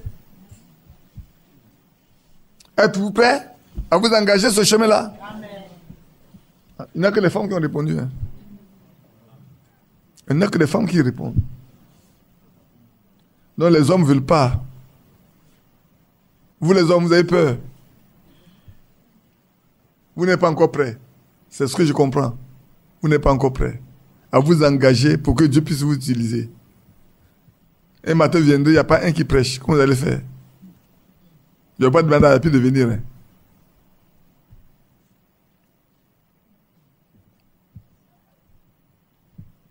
Frère, car le royaume de Dieu,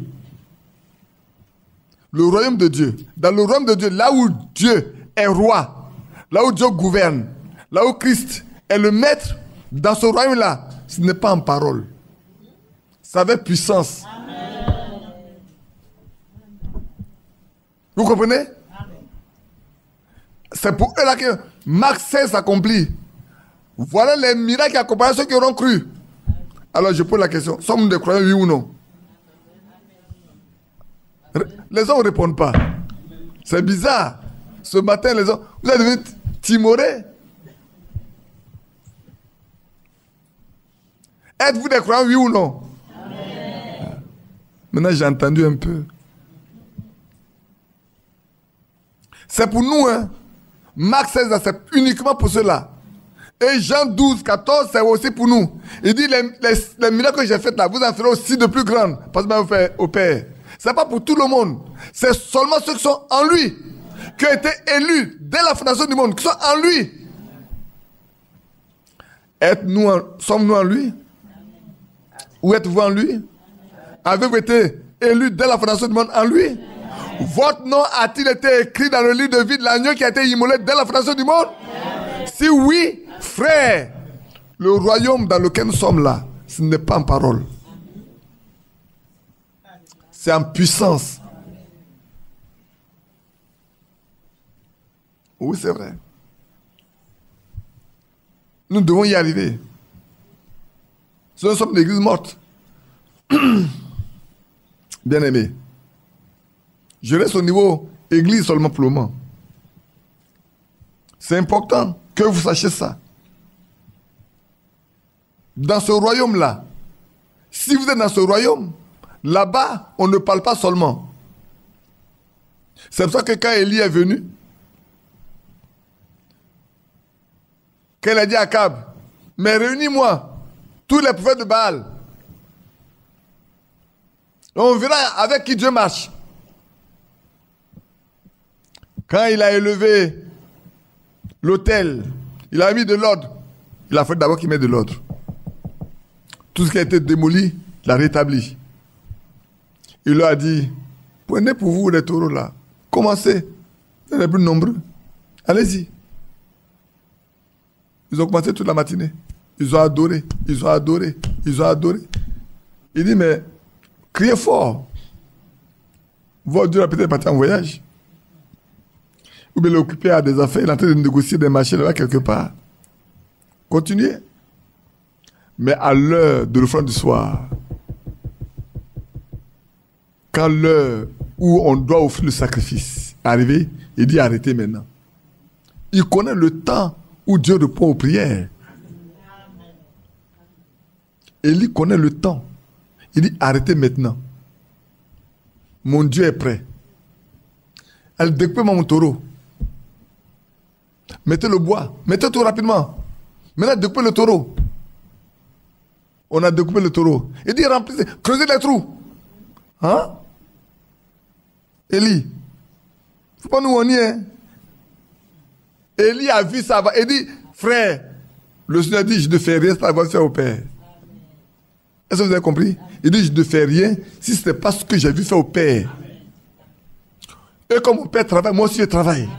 Élie a vu ça d'avance. Il n'est pas venu de lui-même. Il va dire, j'ai fait ça sur la base de ta parole. C'est pas ce qu'il a dit? Il dit, remplissez ta d'eau. 1 cruche, 2 cruches, 3 cruches. Tout est inondé.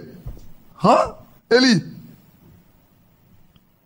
Il dit, Seigneur, voilà. Maintenant, toi-même, il faut exaucer. Afin que l'on sache que tu es Dieu en Israël et que moi, je suis ton prophète. Et que j'ai fait toutes choses selon ta parole.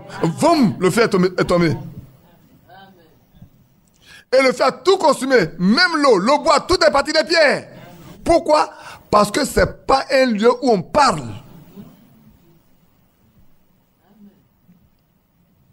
Pour Élie, le temps de parler est terminé. Ou vous marchez avec Dieu, ou ne marchez pas avec Dieu. Le temps est arrivé, frères et sœurs, de montrer si nous marchons avec Dieu ou ne marchons pas avec Dieu.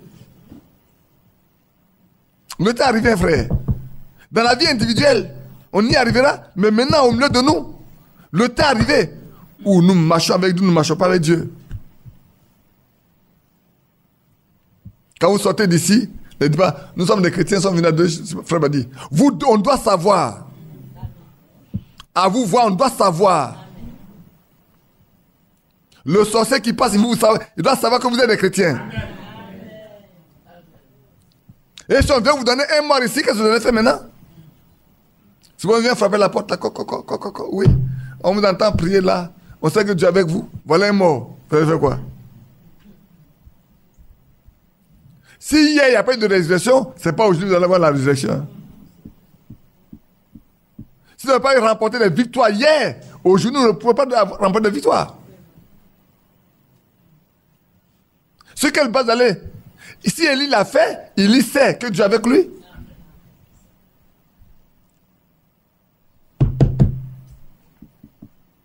C'est vrai. Réveillons-nous. Ne dormons pas. Je ne parle pas du sommeil naturel. Hein.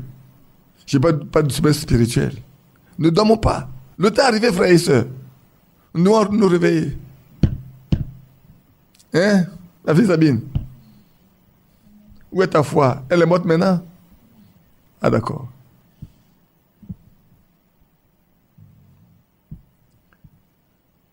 Béatrice, cache ta tête. Mais tu n'es pas caché devant lui. Où est ta foi? Va sans arrêt jusqu'au bout du chemin. Va sans arrêt jusqu'au bout du chemin. Même si le chemin est trop rocailleux, n'aie pas de crainte, Jésus est avec toi. Même si le chemin est trop rocailleux, n'aie pas de crainte, car Jésus est... Frère, sœur, crois. Crois que Jésus est avec toi et tu l'obtiendras. Crois simplement. Va. Je vais te voir venir ici avant la fin de l'année prochaine avec un enfant. Sinon ta foi n'existe pas. Béatrice, je vais te voir venir ici avant la fin de l'année prochaine avec un enfant. Sinon si on vient te donner un mois dans la main, qu'est-ce que tu vas faire? Alors quand tu auras un enfant, parce que c'est miraculeux, tu dis, quand il me l'a donné un enfant, le mort va ressusciter. Alors je peux prier. Mais c'est vrai. Mais c'est vrai. Le temps est arrivé, frère. Où est l'église?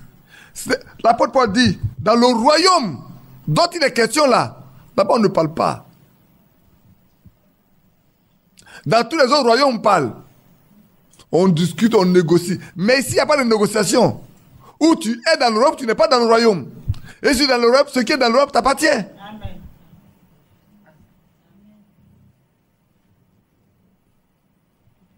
Y a-t-il quelqu'un d'autre quelque part qui en a besoin?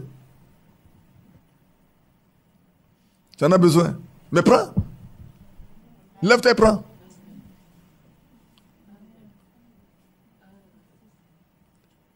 Seigneur, tu connais le besoin de ta fille. Accorde-lui ce dont ton cœur a besoin. Et qu'elle rentre chez elle libre. Au nom de Jésus-Christ. Je te le donne. Vas-y avec ça. Amen. Frère, le royaume dans lequel on est là, on ne parle pas. L'apôtre Paul dit, ceux qui sont enflés là, quand il va arriver, il va leur demander de lui montrer ce qu'ils ont. Parce que lui, il a été lapidé, il le laissait comme mort. Mais quand les frères l'ont entouré, il est revenu à la vie. C'est pas vrai? Et quand il est tombé, il est parti, il a dit, laissez-le, il n'est pas mort. Sa vie est en lui. Il pouvait dire, le Dieu que je sers m'envoie son ange. Oui, c'est vrai. Est-ce que vous êtes capable de marcher aussi de la même chose? Sœurs, frères, soyons une église. Soyons l'église du Dieu vivant. Soyons ceux qui font partie de cette épouse-là. Beaucoup de frères Badadi, cette église, c'est une partie. Ils ne savent pas de quoi la question. Oh là là. Alors, ils peuvent faire beaucoup d'interprétations. Ils peuvent faire des déductions. Mais ils ne savent pas de quoi la question. Oui, il m'a dit que cette église, c'est une partie de l'épouse de Christ. Du coup, c'est pour ça que frère, il a fait ce qu'il a fait quand on était ensemble. Amen. Puisqu'il me l'a dit, il a fait. Pour montrer que c'est vrai. Maintenant, c'est le temps. Là-bas, on ne parle pas. Dans ce royaume-là, dans cette église, on ne parle pas. Il n'y a pas beaucoup de paroles. On ne vient pas pour négocier, pour s'asseoir, pour discuter. Il est avec vous, il n'est pas avec vous. Il parle par vous, il ne parle pas par vous. Que voulez-vous? Que j'aille chez vous avec une verge? Ou avec amour? Et dans un esprit de douceur? Oh, que Dieu nous aide. Lesquels déjà? Ah, on a encore près de 26 minutes. Maintenant, je vais vous lire peut-être je vais vous lire quelque chose un peu dans le lever du soleil de Frère Branham. Permettez-moi de vous lire quelque chose. La page 2.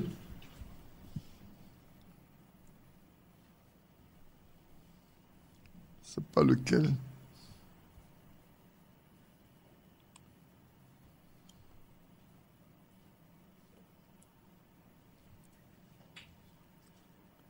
Voilà, il parlait de... Je pense que... Est-ce que... Non, je regarde la page 4 pour lire quelque chose. 1, 2, 3, 4, 5, 6, 6. Peu importe à Satan combien vous êtes religieux ou à quel point vous connaissez votre doctrine. S'il vous manque la vie, vous ne serez pas enlevé. Peu importe combien de fois vous êtes religieux, combien de fois vous êtes bon, à combien d'églises vous avez déjà appartenu ou appartenez-vous, tout cela ne vous servira à rien si vous n'êtes pas né de nouveau. Vous comprenez? Le temps est arrivé, frère, où chacun de nous doit pouvoir passer là. C'est un test. C'est important pour chacun de nous. Hein. C'est un test. Sommes-nous nés de nouveau? Sommes-nous convertis? Avons-nous expérimenté le Saint-Esprit? C'est là où on est arrivé aujourd'hui, frère. La promesse demeure. Elle n'a jamais été ôtée. La promesse du Saint-Esprit demeure. C'est faux? La promesse, il a dit dans les derniers jours. On est aussi dans les derniers jours. L'apôtre Paul dit dans les derniers jours, les temps seront très difficiles. Donc nous sommes dans les derniers jours. Donc la promesse de Joël est valable encore aujourd'hui. Et l'apôtre Pierre a dit, c'est aussi pour nous qui sommes au loin, en aussi grand nombre que Dieu nous appellera. On est nombreux, on n'est même pas nombreux. Pourquoi on ne peut pas l'avoir? Il y a quelque chose qui manque. Demandez au Seigneur qu'est-ce qui manque. Comme hier, je parlais à quelqu'un, il dit, mais on prie pour que tu fasses ceci. Et puis il ne vous répond pas. Demandez-lui alors, comme il ne vous répond pas de cette façon-là, demandez-lui, je suis dans l'erreur, je suis dans la vérité. Là aussi, au moins c'est facile à répondre, à demander. Seigneur, il est dans l'erreur ou il est dans la vérité? Si vous dites je suis dans la vérité, vous n'avez plus de raison de rester chez vous. Si vous êtes dans l'erreur, vous restez chez vous. Là, pourquoi vous m'écoutez même?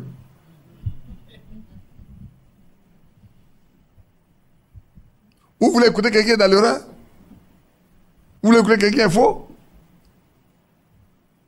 Ah, si vous me cherchez, il y a quelque chose de bon quelque part que vous voulez manger.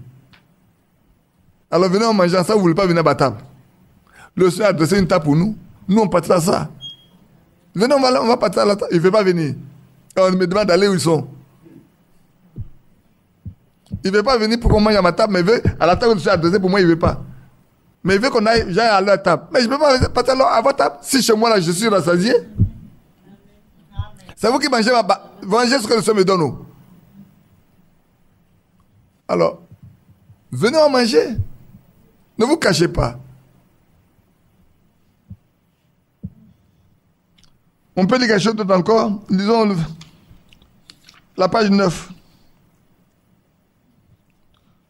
Écoutez bien. Il confirme ce dont il a parlé. Il a confirmé ce qu'il a promis au jour de Moïse. Il a confirmé ce qu'il a promis au jour de Noc. Il a confirmé au jour des apôtres. Et maintenant, en ce jour, il confirme ce qu'il a dit. Parce qu'ils sont une partie de la semence qui était inscrite dans le livre de vie.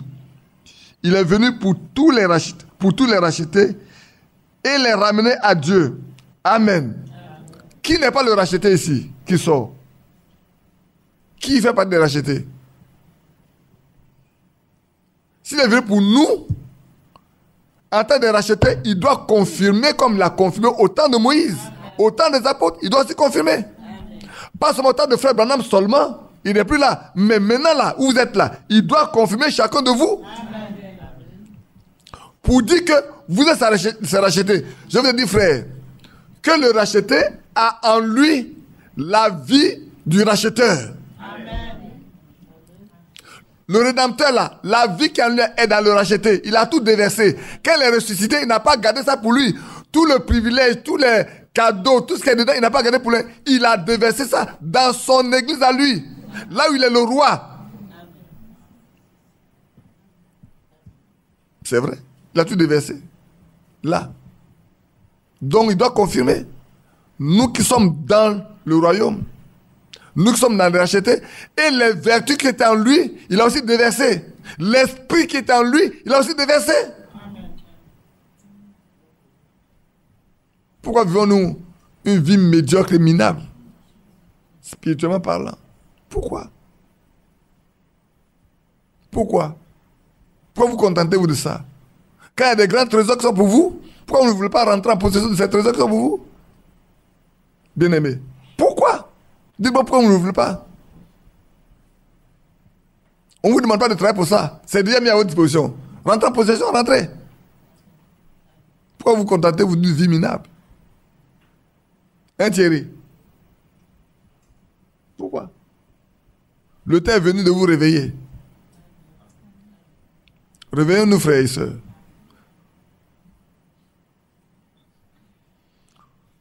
Je peux encore lire quelque chose. Il n'y a pas 13. C'est le lever du soleil. Pour ceux qui veulent noter, noter peut le lire. Vous pouvez le lire entièrement. Je note quelques paragraphes comme ça, je lis. 1, 2, 3, 4, 5. Voilà. à la page 13. Il n'était pas seulement la parole, mais la parole, mais Dieu lui-même. Il était Dieu lui-même. Il n'était pas seulement la parole, mais il était Dieu lui-même. La dynamique de la parole qui fit que le corps de Jésus, raide et froid dans le sépulcre, est revenu à la vie, s'est relevé et a roulé la pierre. Je suis celui qui était mort, mort au point que le soleil, la lune et les étoiles et toute la nature proclamaient qu'il était mort. Et maintenant, le monde entier doit reconnaître qu'il est de nouveau vivant. Amen. Pas qui? Mais pas nous. Le monde entier doit reconnaître qu'il est vivant, mais pas nous. Parce que la Bible dit dans Ésaïe 53, verset 10 qu'il va avoir une postérité qui prolonge ses jours. Mais pas qui? C'est pas ceux qui sont sa postérité. Si nous sommes en lui, nous devons prolonger ses jours. Nous devons montrer que ce que Jésus a fait avant là, c'est encore valable aujourd'hui. Pourquoi laisser le nom de Jésus être blasphémé parmi les païens? Pourquoi les gens peuvent vous dire, que fait leur Dieu? Ayons honte qu'on nous pose cette question. Que fait leur Dieu? Vous savez, les hommes, ceux qui ne croient pas, ils aiment facilement proposer beaucoup de choses. Hein? Tu n'en fais pas. On dit, mais mon Dieu là est capable. Chez moi, là, tu viens là. Il va faire ça, il va faire ça. Tu vas coucher tout de suite. Mais montrez-lui que ton Dieu est plus grand que pour lui. Amen. Montre-le-lui. Ne te contente pas de dire, moi je ne peux pas aller faire ça. Lui te dit, si tu vas là-bas, là, voilà, avant un mois, avant 2 mois, c'est ça. Et toi tu dis, mon Dieu, mais ton Dieu là, où il est? Montre-lui ton Dieu. Ce dont ton Dieu est capable, il te dit ce que son Dieu peut faire. Mais ne parle pas. Dans ce royaume, on ne parle pas. Dans ce royaume, on agit. On nous paie les miracles. Dieu paie les miracles par la main de ceux qui lui appartiennent.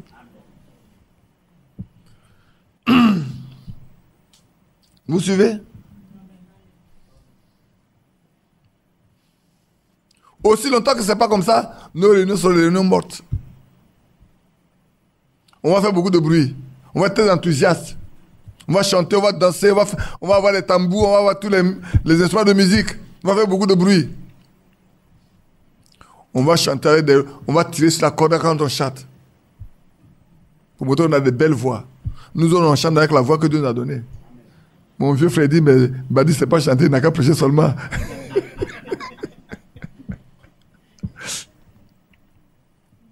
Tu sais, quand je chante comme ça, même les gens apprécient ça. Hein? Louez Dieu. Louez l'Éternel, car il est bon, car sa miséricorde durera tout. Tu penses que les gens ne sont pas là-bas? Ils sont en train de chanter.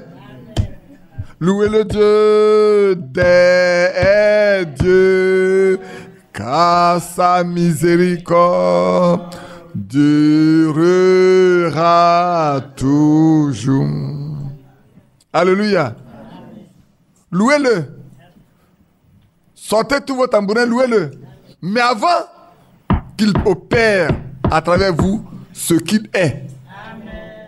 Alors quand vous allez chanter, les gens comprendront que les gens ne chantent pas seulement. Il y a quelque chose qui les pousse à chanter.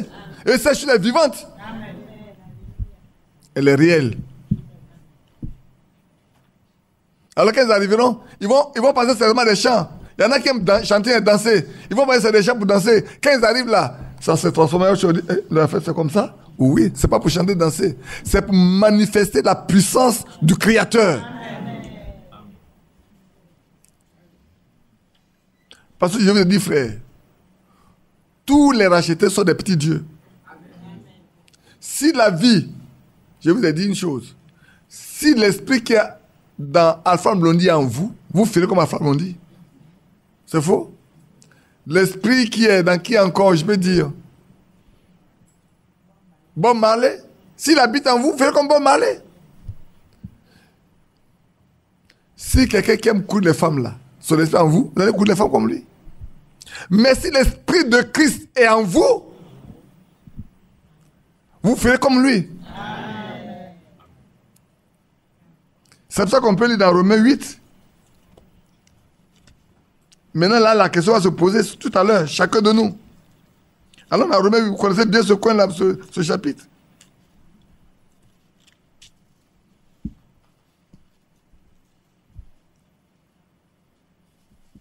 Il y a peut-être verset 9. Pour vous, vous ne vivez pas selon la chair, mais selon l'esprit. Et là, il y a une question qui va être posée après. Il dit, pour vous, vous ne vivez pas selon la chair, mais selon l'esprit. Si du moins, il y a la condition qui suit là, si du moins, l'Esprit de Dieu habite en vous. Si l'Esprit de Dieu habite en vous, vous ne pouvez pas vivre. Vous allez vivre sur la chair. Vous n'allez pas pouvoir vivre sur l'esprit. Pour que vous viviez sur l'esprit, il faut que l'Esprit de Dieu habite en vous. Sinon, vous allez vivre sur la chair. C'est ça, non? On est d'accord? Pour vous, vous ne vivez pas sur la chair, mais sur l'esprit. Si du moins l'Esprit de Christ, l'Esprit de Dieu habite en vous. Si quelqu'un n'a pas l'Esprit de Christ, il ne lui appartient pas. Frère, c'est important. C'est pour ça que les prophètes de l'Ancien Testament avaient en eux l'Esprit de Christ. On a lu ça une fois déjà, à plusieurs reprises, dans 1 Pierre chapitre 1. Pour mes soeurs qui sont arrivées pour la première fois, laissez-moi lire ça avec elles.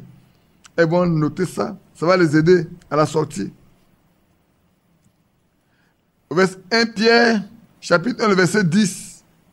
Je lis un peu le verset 10. Les prophètes qui ont prophétisé touchant la grâce qui, j'enlève le vous, mais vous, nous, qui nous était réservés, ont fait de ce salut l'objet de leurs recherches et de leurs investigations.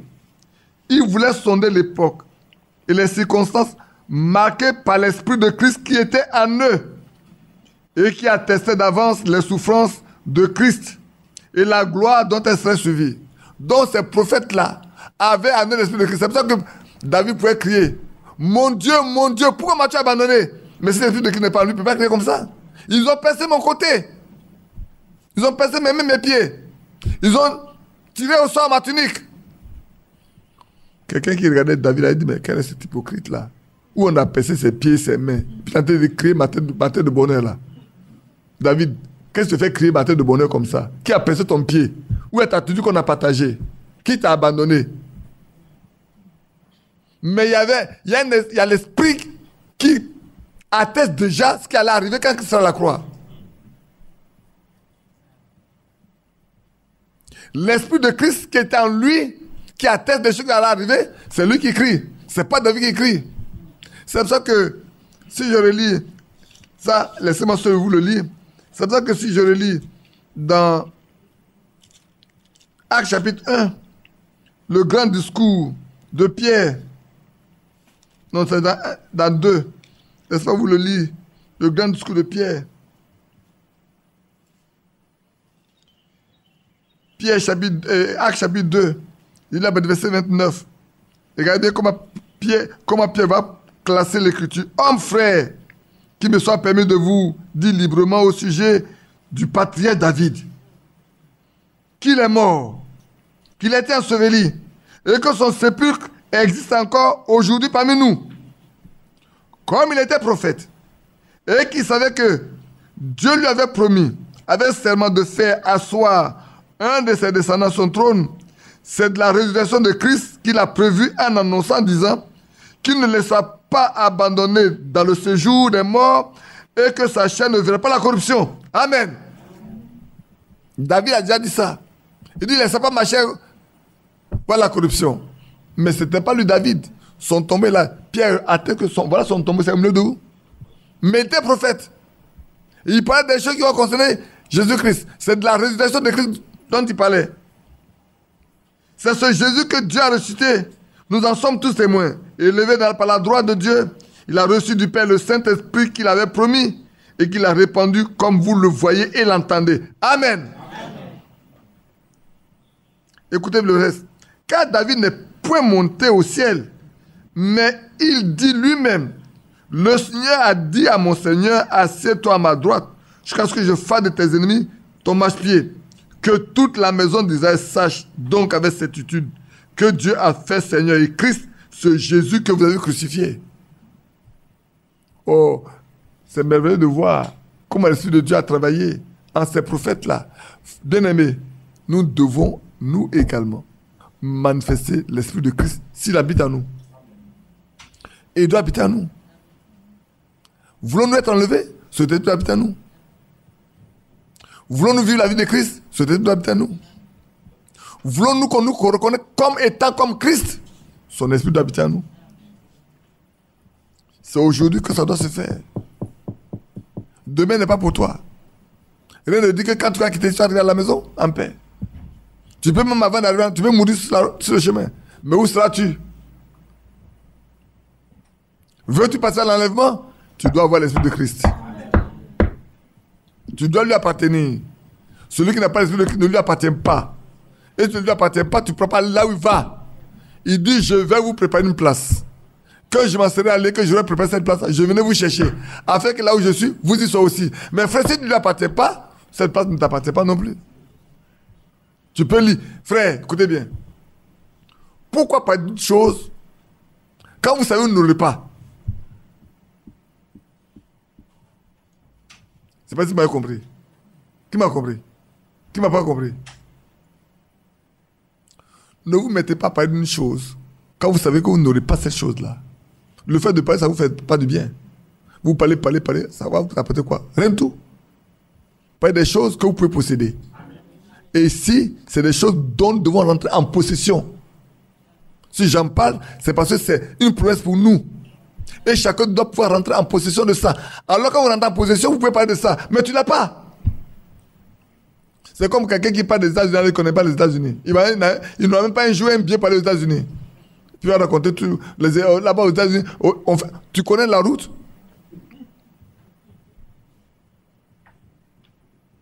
Parle pas du royaume de Dieu quand tu ne sais pas que tu ne connais pas la route pour y aller. Préoccupe-toi de connaître la route. Amen. Quand tu l'auras, alors tu peux parler avec certitude. D'accord? Quand tu l'auras là, alors tu peux en parler avec certitude. Pierre peut parler avec certitude du royaume parce qu'il a le royaume. Il est dans le royaume. Il est inscrit et il est. Paul peut parler du royaume parce qu'il est dedans. C'est pas il peut dire aux gens, le royaume de Dieu auquel nous appartenons là. Là-bas, on n'en parle pas. Hein. On démontre. On montre que le Dieu là, il est avec toi. Que tu lui appartiens. Que dans sa main. Est-ce que nous sommes satisfaits? Amen. Moi, je ne suis pas satisfait. Jusqu'à ce que je ne suis pas encore satisfait.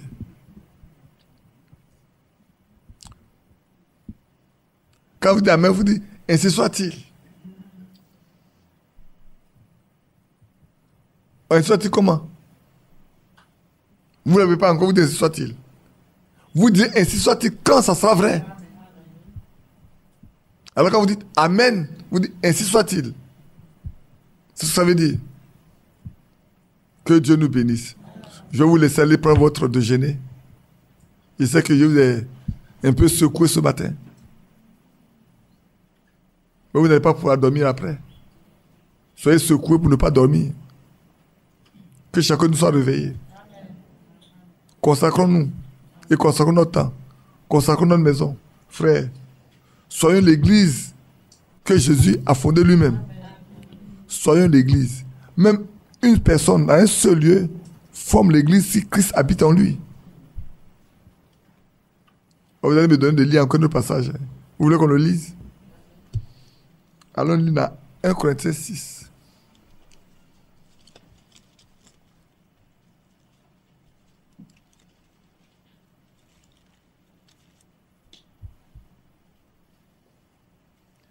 Le petit verset 15. Ne savez-vous pas que vos corps sont des membres de Christ? Prendrai-je donc les membres de Christ pour en faire les membres d'une prostituée? Loin de là. Ne savez-vous pas que celui qui s'attache à la prostituée est un seul corps avec elle? Car il est dit, les deux deviennent une seule chair. Mais celui qui s'attache à Christ, celui qui s'attache au Seigneur, est avec lui un seul esprit. Amen. Aujourd'hui, nous devons être attachés à Christ pour former un seul corps avec lui. Attachons-nous à lui pour former un corps. 1 Corinthiens 6, 15 à 17, non, à 16. Au verset 17.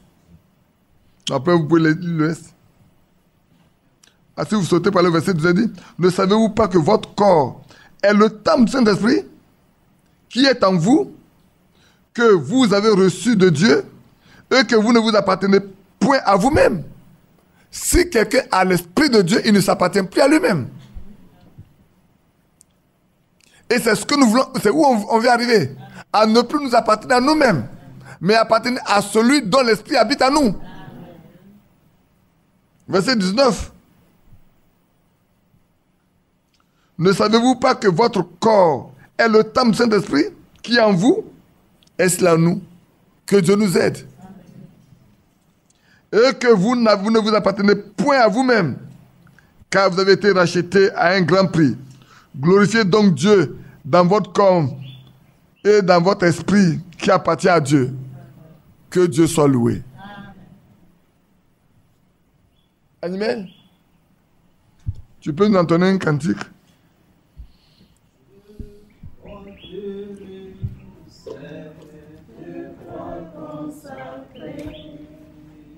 Jusqu'à ce que la mort me libère. Alors j'irai dans l'enlèvement pour porter une couronne. Jésus doit porter la croix. Oui, Jésus doit-il porter sa croix douce,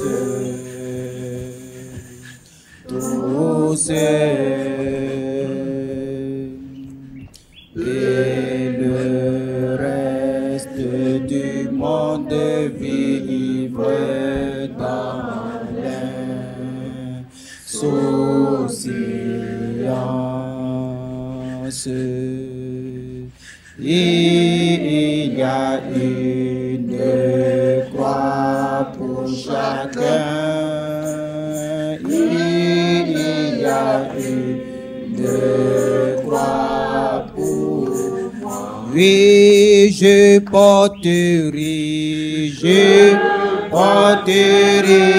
cette croix consacrée. C'est vrai, jusqu'à ce que la mort me libère. Alors j'irai dans l'enlèvement. Oui, pourquoi une couronne? Oui, moi je porterai cette croix consacrée. Oui, c'est vrai, jusqu'à ce que la mort me libère. Alors j'irai